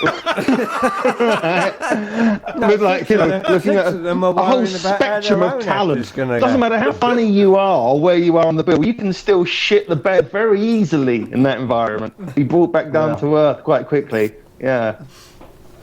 I found it doing Pear Shaped every week. And I did love it. I did really enjoy it until the last year and a bit, when they were fucking us about, and we could be closing down in 6 months' time, could be closing down. So in the end, it got the better of me, my enthusiasm. And I used to really enjoy it, because after doing Pear Shaped on a Wednesday night every week, every other gig was a fucking doddle. you go and do any gig anywhere, it's got 100 people who want a few jokes. Where's the problem? There's no problem, it's like dropping a brick on your hand on Monday, and it makes Tuesday, Wednesday, Thursday, Friday and Saturday fucking great, doesn't it? So you've got no hand. Yeah. I used to love it because you never knew what was going to happen. You never know what's up. I used to love it on the Wednesday night in Fitzrovia because we never knew what was going to happen. You never knew how the night was going to go. And you never knew who was going to show up. Say who's on. Yeah. You never knew who was going to show up and who wouldn't. But the reason for that was I used to book too many acts every week, knowing half of them are not going to show up. And I didn't keep shit lists. Some places, they do open spots and they keep a list. Oh, so-and-so never showed up on that night. Right, he's on my black book for the rest of his fucking life. Well, But to be fair, I did make you change that a bit. Do that again? Did you? I think we did have some kind of communication of, well, yeah, we keep booking these people who don't turn up. Well, why do we keep stabbing ourselves in the foot all the time? Yeah, but look, it's a fucking new act night. It's a new act night for people doing 5 minutes, apart from two people doing 10 or 15 minutes. It's funny though, it's only the 10 or 15 minutes. If you're not paying people, then they've got a, it's a bit, people got work, someone rings up and they've got a real gig. So people do drop out, but there's like promoters who are like, you're going to leave me for someone else. It's like, I'm going to blacklist you. Yeah, but I didn't care. All I cared was that enough people turned up to be a show. And because I booked too many acts, enough people always turned up to be a show. It's like the Can Great you Showman, remember a night when we didn't have any acts? Yeah, because I'd have to go and do an act then, and I'd stop doing an act because I was usually pretty knackered when I turned up. I'd been on the building site all day. And it'd be like 3 acts would die, and Brian would lean across to Al, go and turn it round, sing of a song. And I'd have to do something. I never said go and turn it round. Yes, you did. It's Al, turn it round, for God's sake. Hang on, you ask Al to turn it round. Well, that's what I just said. I never asked Al to turn it round. That's because I had the banjo. You can't really fail in a comedy club with a banjo, can you? I never went up to John Sharp and said, fuck me, this is hard work tonight. Can you go on and save it for us? No. He always went down first. Get rid of him. The thing that used to do me in with John Sharp was he would stand on the chairs. I'm like, John, we've only got it never took chairs, off, did it? and when they're dead, they're not going to be replaced. You're not as important as the chairs.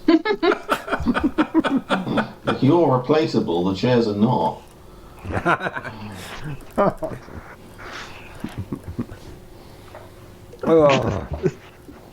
Yeah.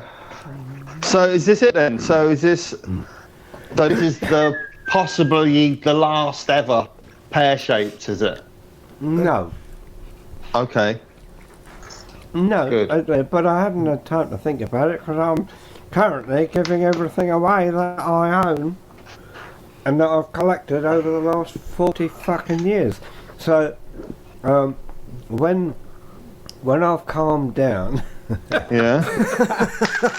in a month or two, in Australia, I'll figure out how. So when you're saying giving loads of stuff away, what have you mainly accumulated? I'm guessing it's a lot of... I've been going to fucking charity shops for 50 years. I've got thousands of fucking records, books, rubbish, all sorts of a lot of old clothes clothes and everything, and if you can't sell it, you have to just give it away. Cassette players and cassette players, yeah. VHS. So, music, shit, stuff I love, but we've had to sell. So, but then... So when you get there, how much money have you got to live? Say that again? How much money have you got to live when you get there? Have you got to, get a job within, a month, or can you, live comfortably for a few years, or I'm going to be an old man. Vicky's going to work her arse off to keep me alive. That was going to happen. You're going to put her chimney. I'm going to put her out on the street. Oh, fucking hell, Brian. The OnlyFans page of it. I'll cut you. So how much are dental implants in Australia then? I'm not having I've got fucking dentures. Look, I've got all teeth now. Look. Yeah, implants, man. And none of them hurt. Huh? I've got teeth. I've had fucking ages with no teeth. Well, I've got denture at the top, My dentist made me this fucking thing to make me look like I've got no teeth. Right? I just Sounds like a I've cruel got dentist fangs. with a good sense of humour. So I got to remake them. So now I've got teeth, and I've got a couple missing at the front here at the bottom, and they're all right as long as I don't eat. So is that why you go to Australia then? Like all the sort of That's why we're going to the missing Australia, teeth, yeah, convicted because of the type people. It's either there or Blackpool. Yeah, and I'm not going to Turkey for fucking implants. No, you don't Oh, go to God. Turkey for them, no. No, your jaw will rot off and you'll have to... Yeah, you don't go there, no. Fuck off. I'd rather have no teeth. What's that going with? What? My brother's got the fucking blazing teeth. They're luminous. What do You you said mean? all that without I moving won't your say any mouth. more about that. How do you get? What do you mean luminous teeth? What do you mean? What? Cow. You said your brother's teeth were luminous. What do you mean? Like, as in, they're like yellow? Huh? Do Well, you you know know what when I mean? people have when they have these implants, bright white, too white. Yeah. Oh, I see. I like people with brown teeth. Unless you specify them to look natural. I don't know. I see. I see. Yeah. So that's you a mean good like so idea. shiny they look like artificially shiny? Yeah, Al like they was glow in showing the us his dark. teeth there. Yeah, Oh. teeth, right. There's a kitchen in Harley Street, that. Look, Richard is sitting over there. He's been very quiet, and he's thinking, "How the fuck did I get into this?"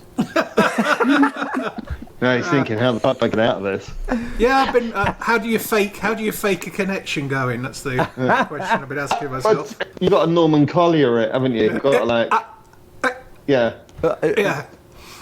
Was that his one joke, Norman Collier? Do you know him on Celebrity Oh, yeah, Squares? for like 40 that was his only years. thing. All he did was pretend his microphone didn't work. That was it. Yep.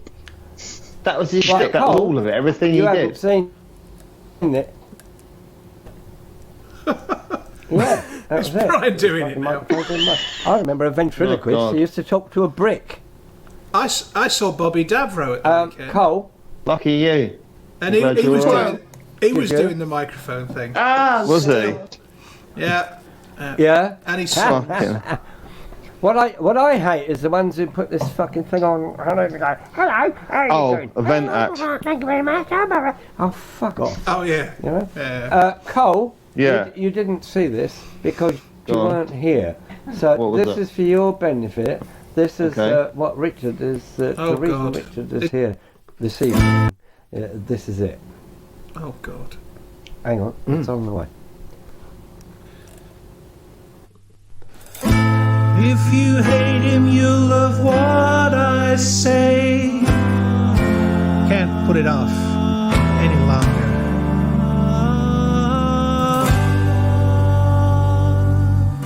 Just gotta get him to go away. Bye bye, Boris, Boris, goodbye. Bye bye, Boris, no one will cry. Believe it, it got to number 14 in the iTunes All charts. That, believe it or not. Yeah. God help It's me. really good, like, Well- yeah, I'm really impressed with that. Really. I prefer it to the Dominic There's no Frisbee way- fucking Witherspoon song. When I saw the faces that rocked up in that video, I was I like, wonder no, where don't they you were. ever pretend to be left wing ever again.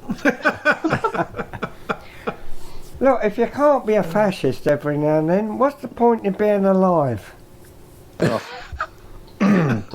it's for a purely personal agenda. It's only because, like, his family, he comes from old money and they've got money abroad, and Brexit was basically the European Union was stamping down on overseas tax havens, and that's why Dominic Frisbee was so against it.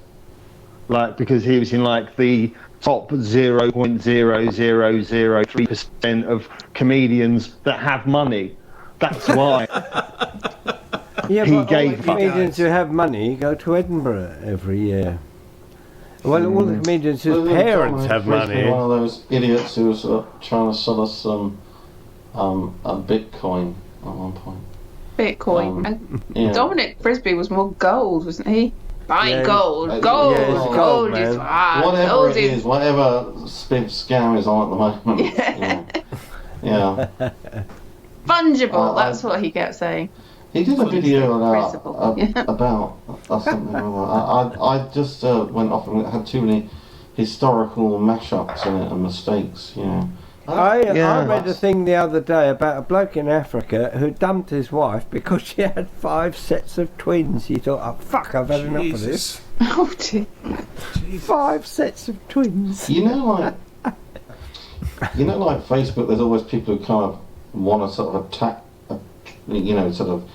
message you and that, and they're just a bit weird, and or they want sex or something. And there's this bloke called Mohammed who used to message me from Sri Lanka, but he didn't seem to want sex. But anyway, he just kept messaging me pictures of his life. And then eventually I thought, oh, how long is this going to be? He kept up for about 2 years before he asked for a British passport. Anyway, I thought, no, I can't have these applications for passport. I said, look, no, I'm not the Foreign Office. You've got to go to Luna House like everybody else. So I blocked him because I was fed up with him asking me for a passport. And then the other day, the revolution in Sri Lanka happened, and I started to feel a bit guilty. I wonder how Mohammed's getting on now. Because when you think about it, it's a bit grim, isn't it? You know. So hang on, so you didn't know this guy? So messed up. This guy just messaged you completely out of the blue from Facebook, and you accepted it, and you maintained a 2-year friendship with this man. Well, if people are before deciding rather callously, that's enough of this, no more. Well, the thing is, he didn't actually say anything that was that you could complain about. You know what I mean? It was all a bit weird. He kept up the correspondence. He doesn't want sex. I figured that out, but what does he want? It's like a prison relationship. Credit to him for playing the long game. That's a long time to wait to build up a relationship for asking for a passport. It sounds like you're getting more out of it than you're letting on. Was this more for you? It's like 2 Christmases, you know. Yeah, exactly. Anthony, you're coming down to dinner and I'm busy. 2 New Years. Anthony will argue with anybody about anything. Won't you, Anthony? Yeah. Yeah. I won't, because I don't have a brain. Well, I have limits these days, actually. I just find... Well, the thing is, the madder people are, the more fun they are to talk to. My favourite person at the moment on Twitter is David Campbell Bannerman, who's the son of Liberal Prime Minister, or the grandson of Liberal Prime Minister Henry Campbell Bannerman. He's completely mental. He's campaigning for a vote for Conservative Party members to get Boris back and shit like that. It's just like, that's a good idea. He's mad. Wow. Apparently, there's a petition. 10,000 Tory fucking that might be a myth. Want to get him back? Might be a myth created by the Daily Mail. Yeah. If they say it enough, then it happens. Well, no, but the thing is, anyone can sign his petition, you know. So a lot of people in the Labour Party have been signing it. Scooby-Doo wants Big Dog back, you know, and things like that. Yeah. Perhaps they've seen Lust Trust and thought better of it. God bless her. She's a typical yellow Tory, isn't she? She's scary. She's very, She seems more like a supply teacher that's going for a bad divorce. She seems like, when you see her having that meltdown about cheese imports, I was thinking to myself, no, there's some other shit going on in your life. There's you're either, I don't know, there's something happening personally with you, because no one should be that publicly angry about a cheese import, or at least, you know. She gets very excited about pork markets, though. Pork markets. Oh, well, we may have got closer to the answer. I find all the photos of her copying Thatcher's look scary. That's, you know, someone's told her, look, now wear this today because you look like Thatcher looked like doing that. Someone's channeling her into looking It's like probably that. somebody who used to look Scary. after Thatcher Bows and things. in the old days who said, I think we should speak like this. It was quite interesting today when that lady fell down. It was, collapsed. Did you actually Liz see it Truss then? broke character. You know, like When was this on? When was when this did was happen? Kate McCann, not to be confused with the mother of Madeleine. Kate McCann collapsed. She was meant to be hosting the debate, and Liz Truss goes, "Oh my God!" And it's but it's like she's broken out of character. Oh bollocks! I reckon it was like, right, 9:03 precisely. You clap, goes down knees first as we rehearse. That way, there's nothing showed you won't hurt yourself. I'll suddenly look like I've got a heart beating in my chest, and we'll con probably about 30% of the people watching. We'll get all the Anthony's on side for sure. All of them, they'll be with us. Mate, you pulled for it. It's the oldest trick in the book. What did Rishi do? Trust sympathy trick. What did Rishi do? Was he there? Well, we didn't see Rishi because the camera wasn't on him. Ah, right. Ah. I can hear voices. When your bit was on, Cole, it was exciting because I was getting stereo and I could hear voices off on one side and then a fridge, and I kept thinking someone was banging on the door, and it's interesting. Was it the sound quality of the video, or was it a problem at your end? No, it was the video. You could hear machinery. Was You it? could hear buzzing. Really? And Yeah, I could hear something. I thought there that was was a car outside. I thought there was one here. Like I thought, there was like a vibration, wasn't there? Yes, Like, yes. I played it back to myself, and I couldn't find anything wrong with it. But I mean, I quite enjoyed it. It was quite. But when I Yeah. When I was watching it, I was spooked. Yes. I'm sorry. That wasn't the intended tone. I'll be honest with you. I didn't try and make it atmospheric deliberately. That was an error. I thought you mixed it down to 7.1, surround sound, DTS, Well, you and see, all that stuff. That was the Hollywood air conditioner, you know. Playing a gig, which literally means a mistake, Pear Shaped, means that you can fuck up immensely. You can consistently, and you're still on brand. So it didn't mean for it to happen, but never mind. I'm fascinated by Elise's sofa as well. Yeah, it really is very sticky indeed. I We've all had one was of genuinely stuck to it a couple of times and I couldn't get off. It was, well, that's not what I mean. I couldn't get off the sofa. Yeah. In the 40-degree heat. Yeah, I mean, it's not as hot here as everywhere else, but I mean, in this room it was hotter than outside because, yeah, I got this thing, my mum and dad's age concern thing, where it's to stop them dying from hypothermia. I don't think there was a danger. It said reduce your heating. It only goes to 27. It was way more than 27. It goes to 27. Is that the lowest it'll go to? That's the highest. It's Oh, the like highest. too hot. 27. You're going to die. Take it off. Yeah. Drink plenty. So what part of the country are you in, Elise? I'm in Wales at the moment, so What part of Wales you're in? southeast Wales. So it's a place called Pontypool, which is famous for rugby mainly, Okay. and just around there. Yeah, okay. Yeah, I know some people. Do you? Yes. I You've do, been yeah. there? Yes. One of my best friends in the world is from Neath. And obviously, I've had gigs around the UK for So you for years. visited So I the stadium and stuff, yeah. I don't know if I've been to the stadium, but I mean, I've gigged in Pontypool, I've gigged in like Neath and Narberth and, all the normal, all the Like usual Paul villages James? down there, You gigged in Pontypool? I'm not sure there's Pontypool, I ever been think a so. gig in Pontypool. Maybe not Pontypool. Pontypridd, maybe. Pontypridd. Yeah. Brave. But yeah, I used to go. Is there a holiday camp there? No, that's Pontins. That No, is Porthcawl? See, when I was little, we used to go to a holiday camp twice a year. There's a holiday camp Pwllheli. There's a holiday Yeah, camp I've been to a couple in North Minehead. Wales, but it was Minehead. There used to be one in Barry Island, but they built a housing estate on it, which is killing the Probably fun. best thing, somewhat, I really. think. Are you're not quality Welsh, housing. Elise? Are you Welsh?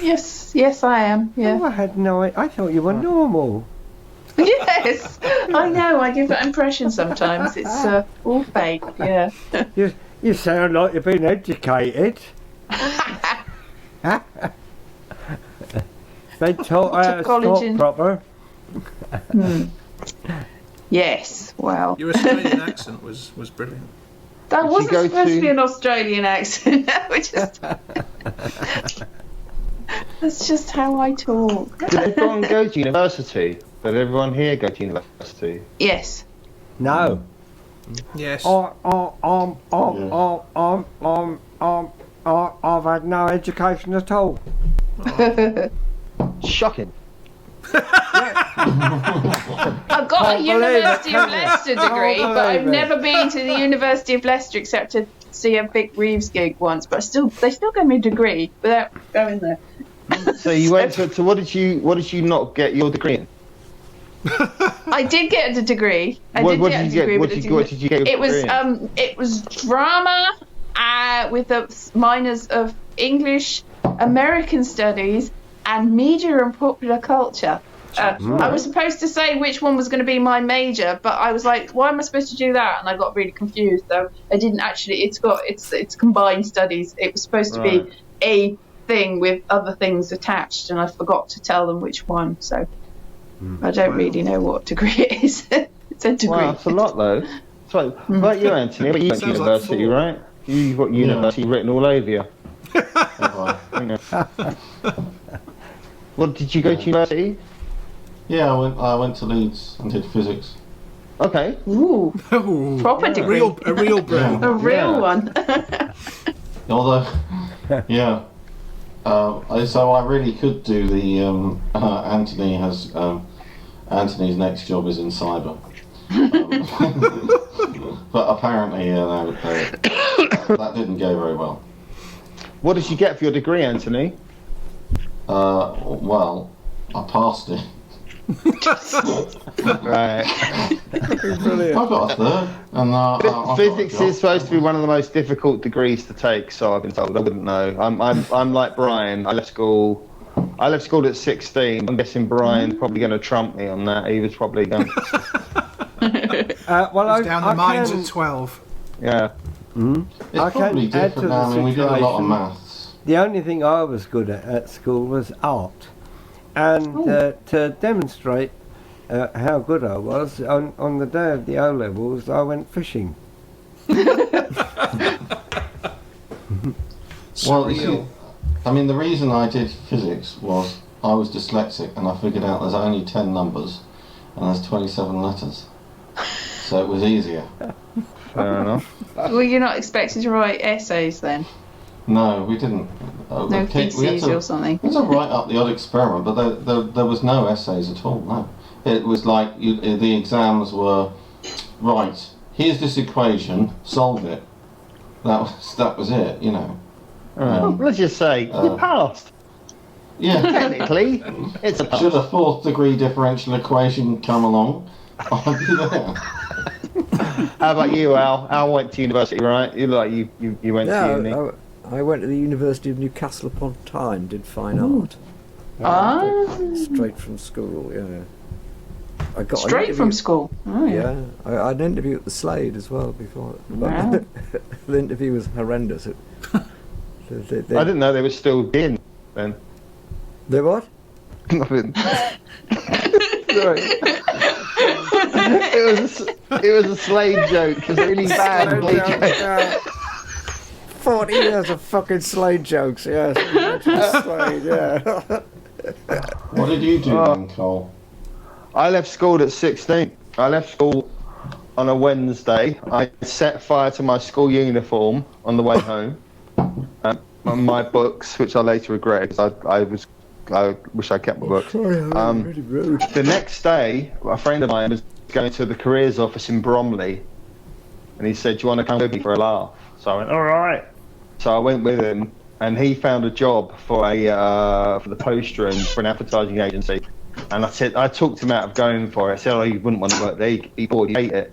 Then I took that card to the guy, and I got the job interview, and I was interviewed the next day, which was then the Friday, and I got the job, and I started work on Monday. So basically, I had 2 days off. I went straight to work, and that was for Saatchi and Saatchi. When I was 16. That was great. The job centre card system. This wasn't even the job centre. This was like the careers office in Bromley North. Oh, right. I don't even know if it existed. It's a very similar system though, like just the cards on the thing. You go and take them. So I'd like to apply for that. You're still friends with him, the person whose job you nicked? Oh, yeah. Well, he went into the print, Mick, and then he became a manager of venues. He was the first manager of Jongleurs Leeds, actually. Wow. And then he developed a terrible cocaine problem. And then he got off the As you do, no. and now he's copper. And he's also in... I'm not joking. He's in S01-E29 now. Jesus. But to answer your question, no, we fell out over a completely unrelated matter. December 13th, 2019, me and Mick fell out. We've been childhood friends for like 35 years, but that was the day we divorced. Yeah. Wow. Yeah. He called me a drug dealer on social media, and my profile was monitored by the United States Central Immigration Service, also my cruise agent, the cruise lines I work for. And so I didn't get any work for 2.5 months, and I had to make an official complaint against the Independent Police Complaints Commission, just so I had backup for myself and I had a full conversation. I later withdrew the complaint, but I had to do that to cover myself, because when a police officer calls you a drug dealer on social media and you work in entertainment, you can totally fuck you. And we were during a political debate. It was the morning after Boris Johnson won the general election, and it was like he was gloating, and I was, probably doing the opposite of gloating. You're quite different people, aren't you? Really, the pair. Yeah. That's his revenge for Saatchi and Saatchi. He just left it 30 years. He never wanted the job. He wouldn't be able to do Better it. than the Sri Lanka guy. Yeah. Pretty much. Could be the Sri Lanka guy. Oh yeah. Yeah, I think. Right, I'm it was going to have to bad do a news. runner because I'm on very strong drugs, so I have to go to bed. Fair enough. Okay. It's been a delight. Thank you very Well, much. nice to see you again. Thank you for the honour of We being will- part of the if, maybe penultimate or ultimate UK-based Pear Shaped. Yeah. Right, Enjoy the rest of your evenings. We will. Good. Yeah. Yes. It's been a pleasure, and thank you for coming along, and thank you for your beautiful song. I shall send you something in Australia, definitely. All right. Okay. If you stay on Facebook. We'll keep in touch. Yeah. So. Ta-ta.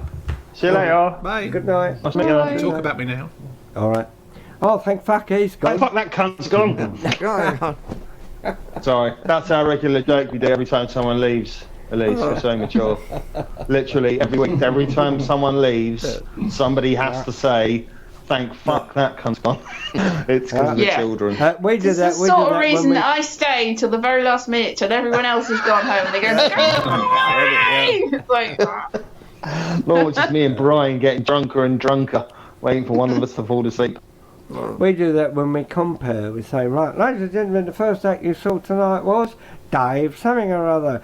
And they go, wait. They go, no, fuck him, he's gone. He's gone, he's fucked off. He came, he saw, he conquered, he was funny, but he's fucked off. So, fuck him. Any of you guys doing Edinburgh this year?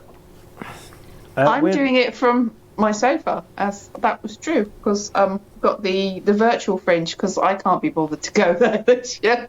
I'm just gonna pretend I'm there. But there is a virtual fringe, I didn't know that. Yeah, there is a virtual fringe, yeah. So I'm gonna do that. The free fringe, so yeah. How does that work listing wise and stuff like that? Financially? Well, I mean, most of them have been last minute things. We didn't really get it sorted properly till 2 weeks ago. So they are on the Free Fringe website and they're going to be on the app. We've got an app for the Free Fringe, not like the main festival. They've got no app. Right. Which Free Fringe is that? PBH? The PBH one, yeah. Yeah? Oh, right. Okay. I didn't know there was one.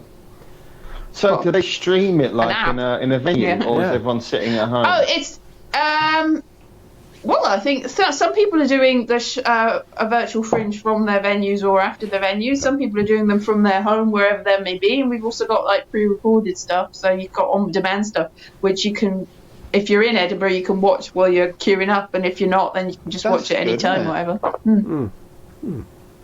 So, Is yeah. Anthony smoking? Hang on, sorry to break off there. Anthony, your parents will be furious with you. You don't smoke.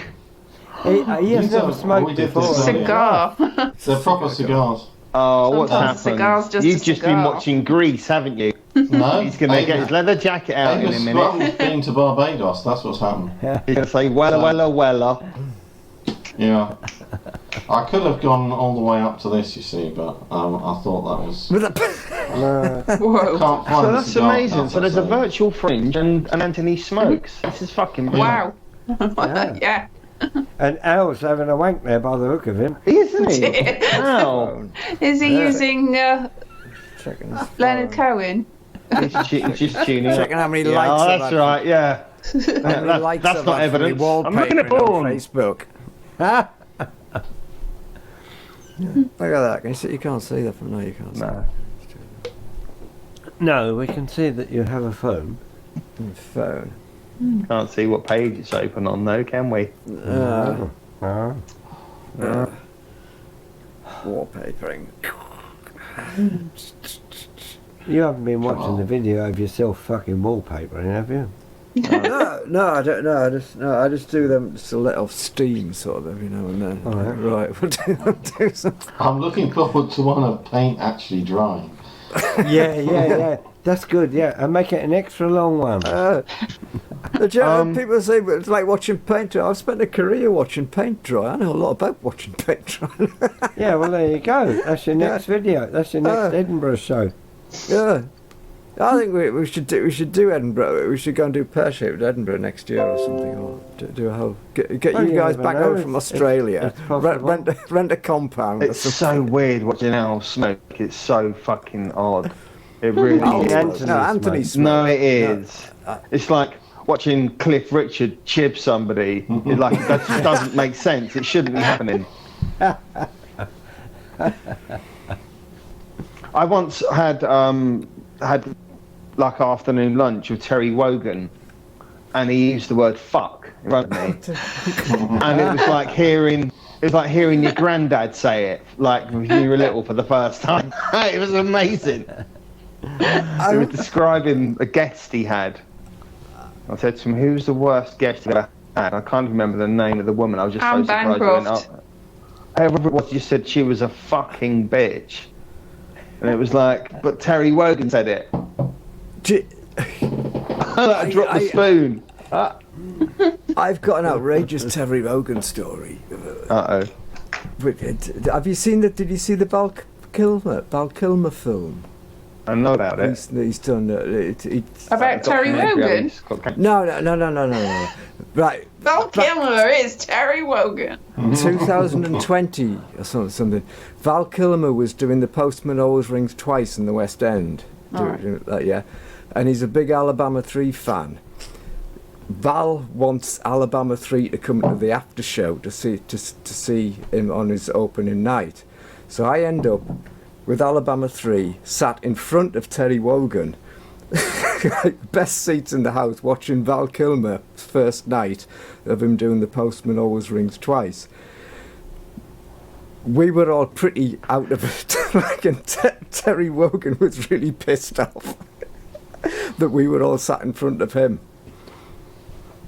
in the theatre. And Val Kilmer, we went to the after show. It's up in a nightclub in the West End, and actually it was my ex. She was the tour manager at the time.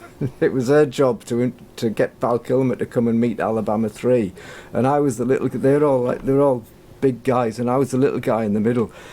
And he came over with his security guy next to him, and she said, "This is Alabama 3," and one of them Piers, the programmer, says, "Yeah, this is Al, our banjo player." And Val Kilmer put his hand out and said, "I'm a big fan of your music," and shook me hand.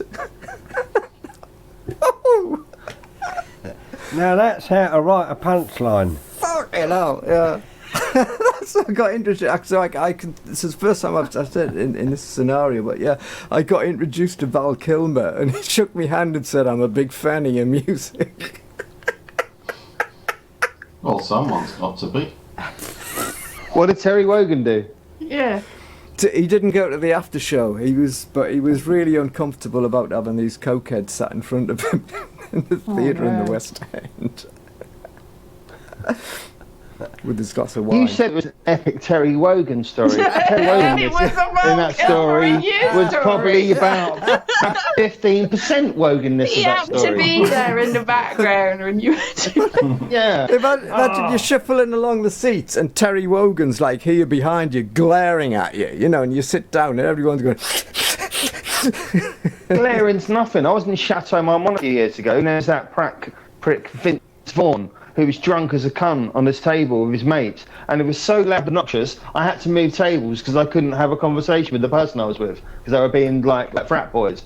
But I wouldn't call that an epic story. That was just I was being around someone who was a bit of a prick. That's all it was. We're all a bit of a prick sometimes, aren't we? That's like me saying an epic story at a table. Out in Chateau Marmont, we had our drinks on this table, right? And there was Bonner and Vince Vaughn fighting behind it, right? Give me but a this break. table was really nice. I don't do this for a living. I put £100 wallpaper on ceilings for a living. You guys do this for a living. You know? I saw, and you did a good job.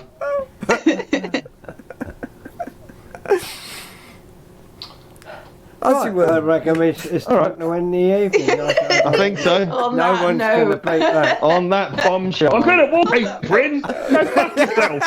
Fuck you. I'd have to put up with this. Have you seen me paint skating boards? Like a ninja. I'm leaving. He's gone.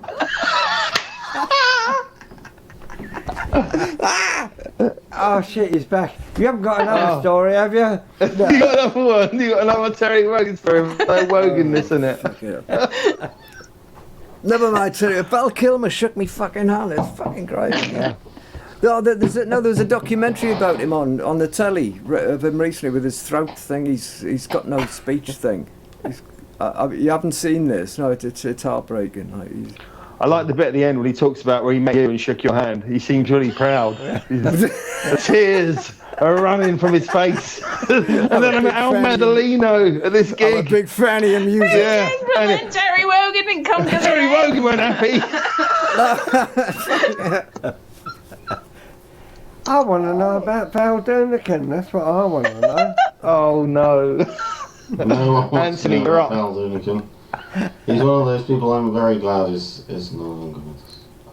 It was just so irritating. I don't know. Oh, it's a lovely man. It's very nice. I'm sure he was a lovely man, but Not as nice as Terry Wogan. no.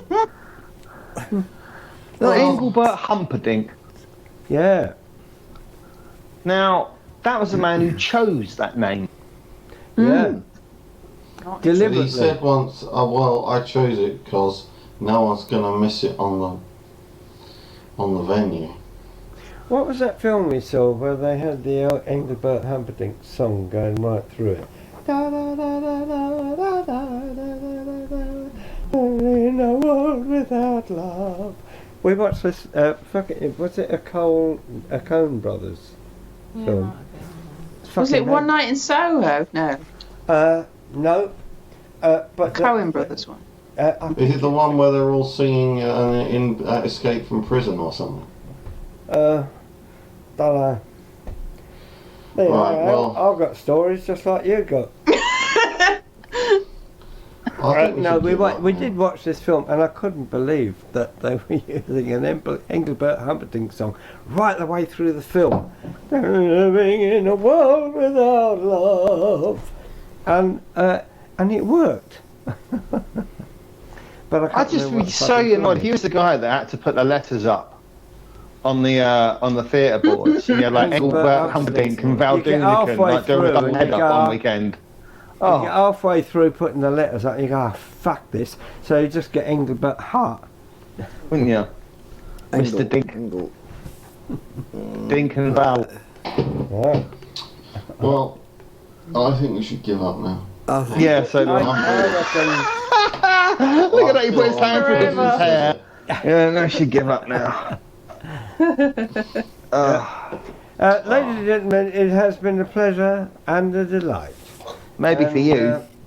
I'm sure. Well, I'm no expert on the matter of delight, or indeed pleasure. But thank you very much for having me.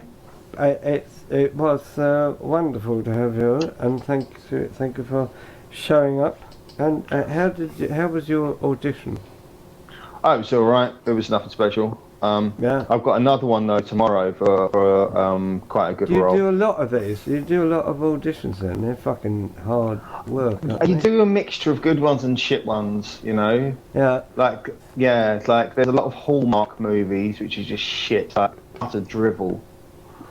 There's a lot of commercials which are shit. There's some commercials which are really good. I'm out in one at the moment. I'm the spokesman for Angry Orchard Cider right now. I saw it. Yeah, they're all right. I can't. We just shot about 9 of those, and I'm in a horror movie which is coming out later this year. But it's going to be a shit film though. I was there when they shot it. I don't know how they're going to polish this turd. It's going to look fucking awful. I'm the comedy relief in it. I'm in 2 scenes. Yeah. But it's called The Red Tide Massacre. It's from the same people behind Night of the Living Dead and Return of the Living Dead, which were seminal horror films of the 80s. Yeah. But the guy making it now was 80 years old. And 80, and right. I think he might have lost a bit of his skill. So when we were shooting it, I was working as crew. I was like the COVID safety officer, right? It's crew for this movie, and also this role in it. And after we've been shooting it for about a week, the director, fucking idiot, goes out to a bar and catches COVID. So then he can no longer join the movie. He's now got to he was sharing a hotel room with someone else. He's now got to be on his own. He's got to be separated. He can't come back to set for 10 days. Everyone gets bumped up the chain. So the assistant director, which was my mate, became the de facto director until the director was ready. But it gave us the chance to make changes in the movie. So Red Tide Massacre, you might have heard of the Red Tide, which washes up in Florida. It's like a toxic tide created by bacteria, and it's red. Okay, so the premise of this movie is there's an escaped convict being chased by the cops. He falls into the red tide and comes out just like a monster picture. He's picking people off in this little Florida village, right? It's like a B movie. It's going to be utter shit. But the way it was before this director got ill was literally this guy fell into the muck and came out like a monster, and it was the worst thing. But when he got sick, I was chatting with the new director, assistant director, and I said, we could make changes.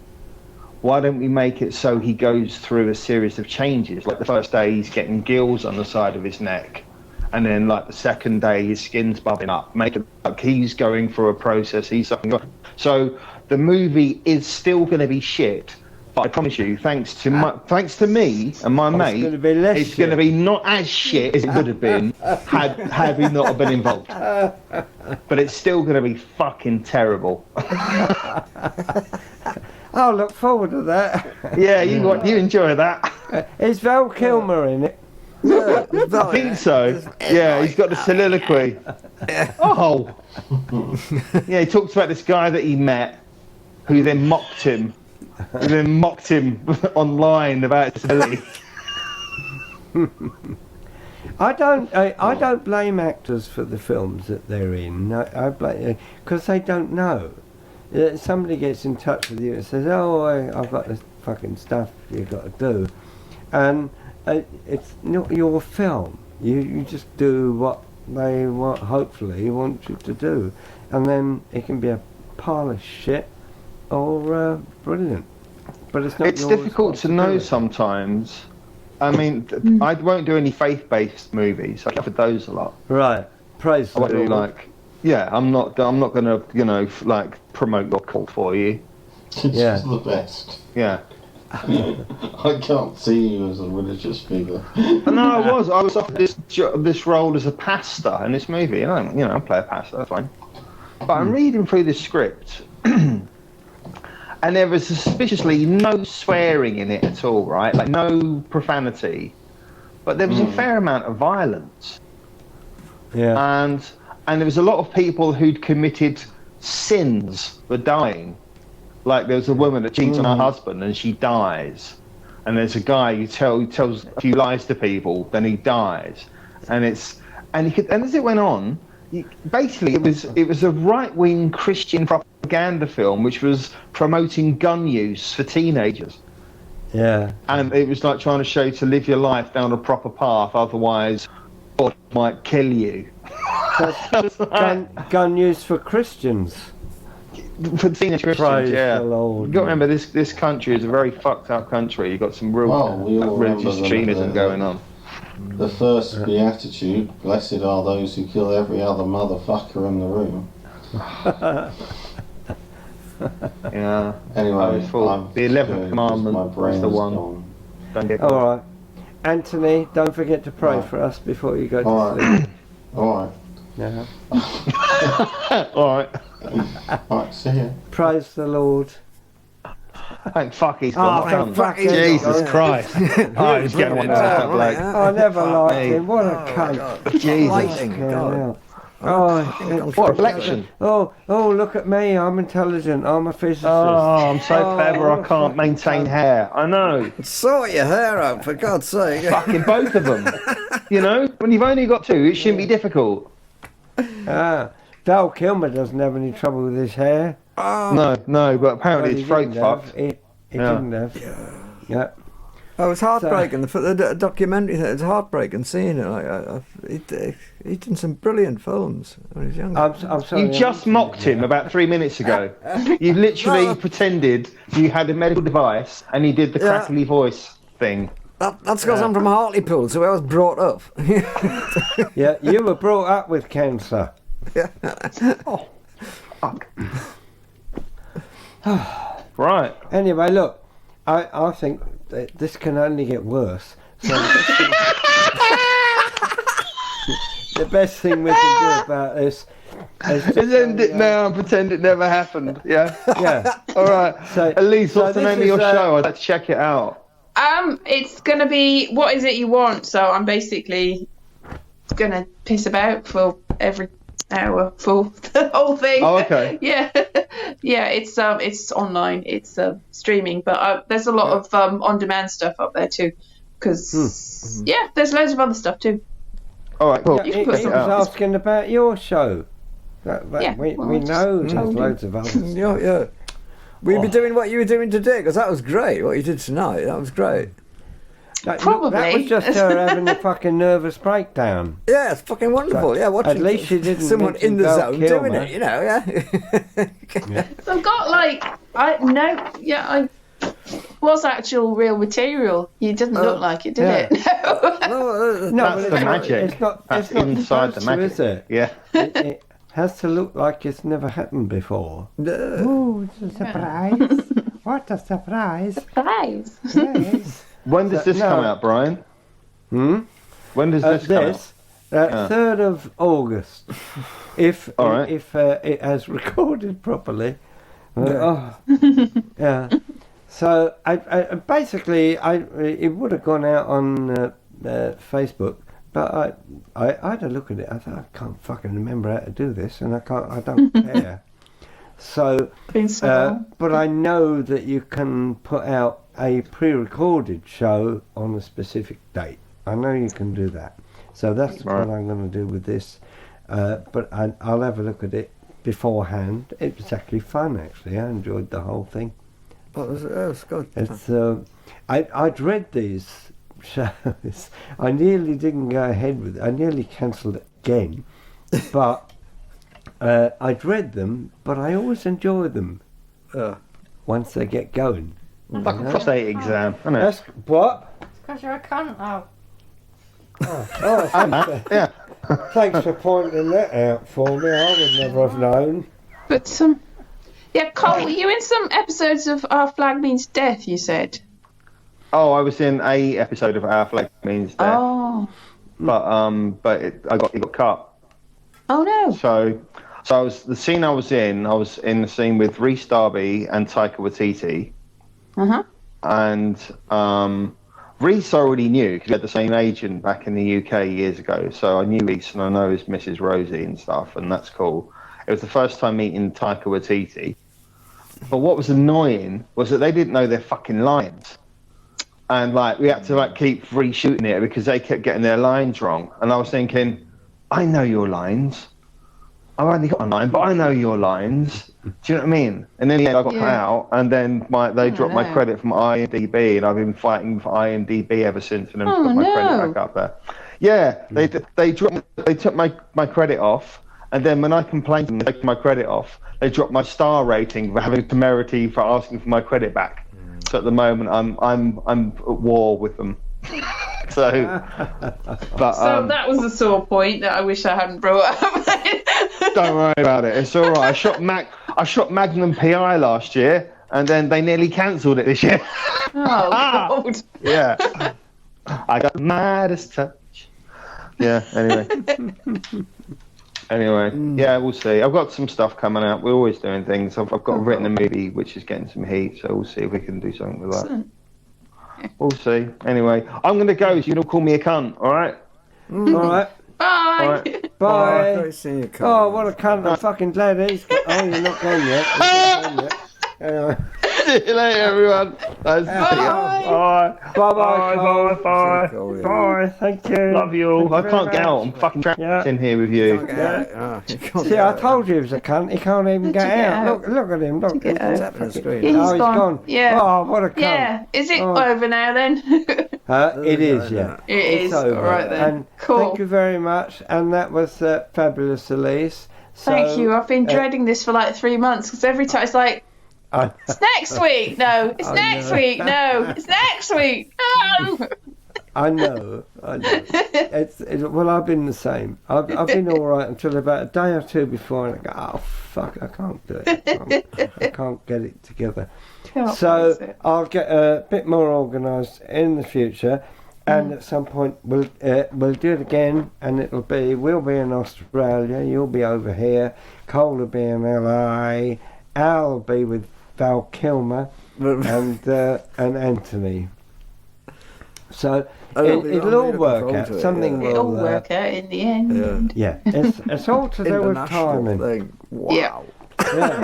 All right. Well, you probably better end it. Thank you very much. I don't know how to get out of here, so. All right. Trapped. Yeah. Okay. Great. Oh fuck me! I thought she was never going to get. Oh, she's not going yet. You don't know how to get out of here. I don't know how to get out either. You leave. Something to do with leave. No, because I'm on a phone. There's nothing. Oh, you're on a phone. Oh, right. Yeah. Okay. How about exit full screen? That goes like that. Well, I'll tell you what I can do is end the broadcast. Yeah, that'll do it. That's all broadcasted. This has all been recorded. That's terrifying. It's been recorded, not broadcasted, but it says end broadcast. Right, so end. Thank you. Brilliant. Still says live. I can't get out. I'm not gone. Broadcast. Right. I don't know how to get out of it. Sorry. Well, that was what a marvellous show. I must say, I really enjoyed it. I thought everybody was absolutely hilarious. Well, I can see you enjoyed something, yes. In fact, I'm so happy that I would actually like to pay something. Yes, but I don't know. I don't know where to start. Actually, normally I have a little man who deals with the money for me, but he got in a fit of laughing and he seems to have disappeared somewhere. I know how to do it. So, how do I pay? Scan the QR code or follow the link. Well, that was Pear Shaped in Dystopia. Wednesday night at 8:30, once a month. Pear Shaped, and we hope y'all thought the show was really great. Last Wednesday of the month. Pear Shaped, if the comics made you grin, feel free chuck a fiver in the bin. Or 10 or more. Pear Shaped in Dystopia. Wednesday night at 8:30. When does it run? Oh my goodness, this is telling you, dear. Wednesday night at 8:30.